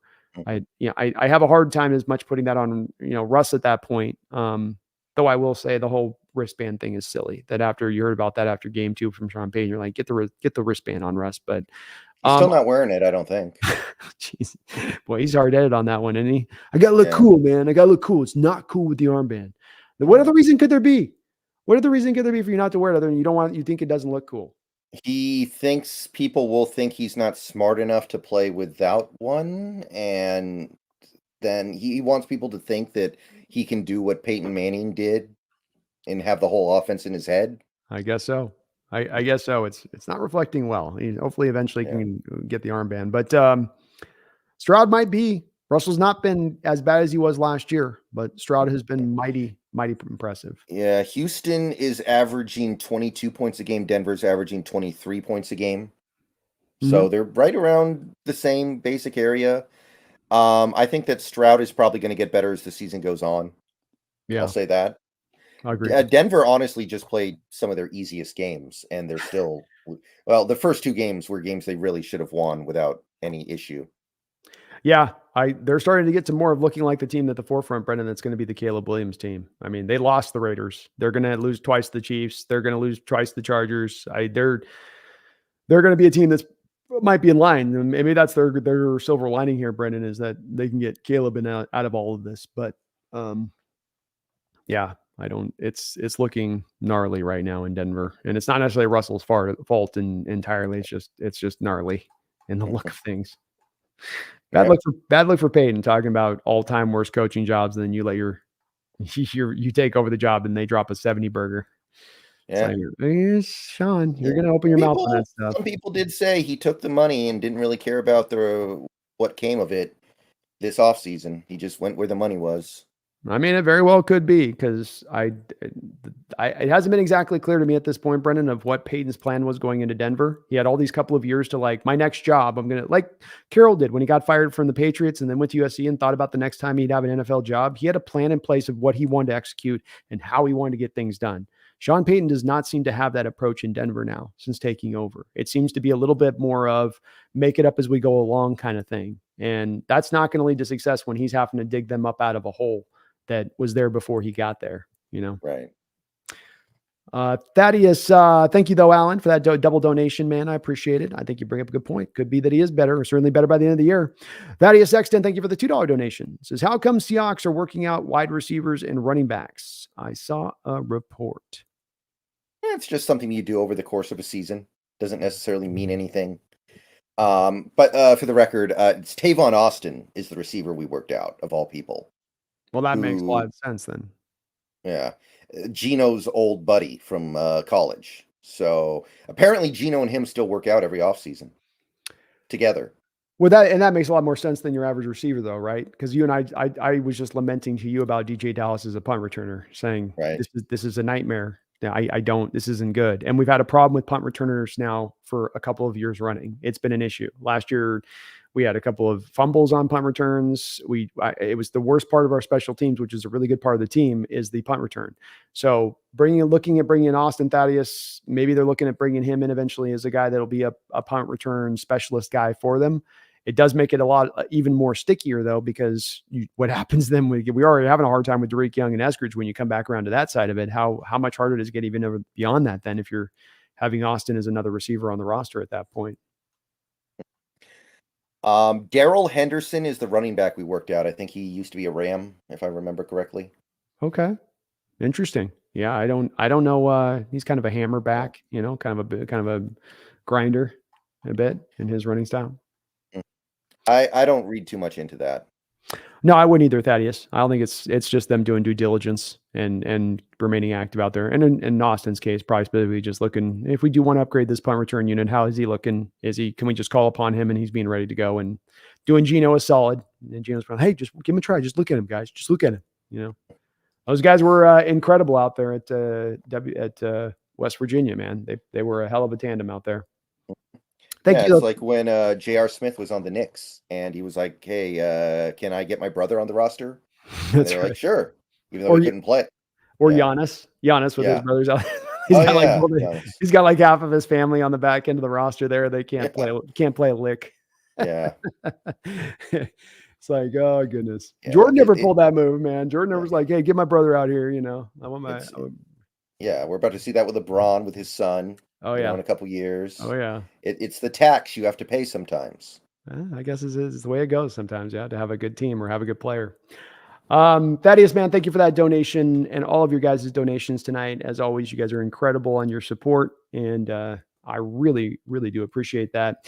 Do me this favor, a couple little items for you guys right now. Do me a favor, hit that like button if you haven't already. I would really appreciate that. Go over to Seahawks Brendon Nelson's channel on his side of it and sub up if you haven't as well. He does great work over there on that side of it. I know it's streaming on your side too, but for those who might not have done it, we got ourselves a nice little victory we've been able to kind of carve up today, Brendan, and we're going to be doing a quick turnaround time here today. So we're going to be back with you guys, folks, in not but 15-ish hours, something like that. At 5 o'clock Pacific Standard Time, we're going to be doing a prospect watch update where throughout the season, as we've talked to you guys about, we're going to continue to be looking at these prospects in the college season throughout the football season, because what me and Brendan really want to do is refine and get better as we do every year that we do this in our look at the prospects process. It's one of the little aspects of the channels that we do here, but we want to keep getting more and more information on these guys leading up to drafts, keep getting further along in our process to hopefully bringing you guys even more better, content as we improve with this. So that's the hope in kind of doing this stuff. It's a little bit of a special select thing that we're doing that I know is not going to be for everybody, but that's why we want to do this. So we keep going forward. We love doing this stuff and looking at these guys because it really gives us a good view of things. And it's going to be a very interesting show tomorrow. I'm hoping you guys show up for it. I do as well. We've got a double dip of over for me as well. We'll be doing the BNB show tomorrow with the prospect watch, and I will then be doing about 7:30 or so the show in regards to JSN. I'll be taking a look at some of the cut ups from JSN as far as how he's looked.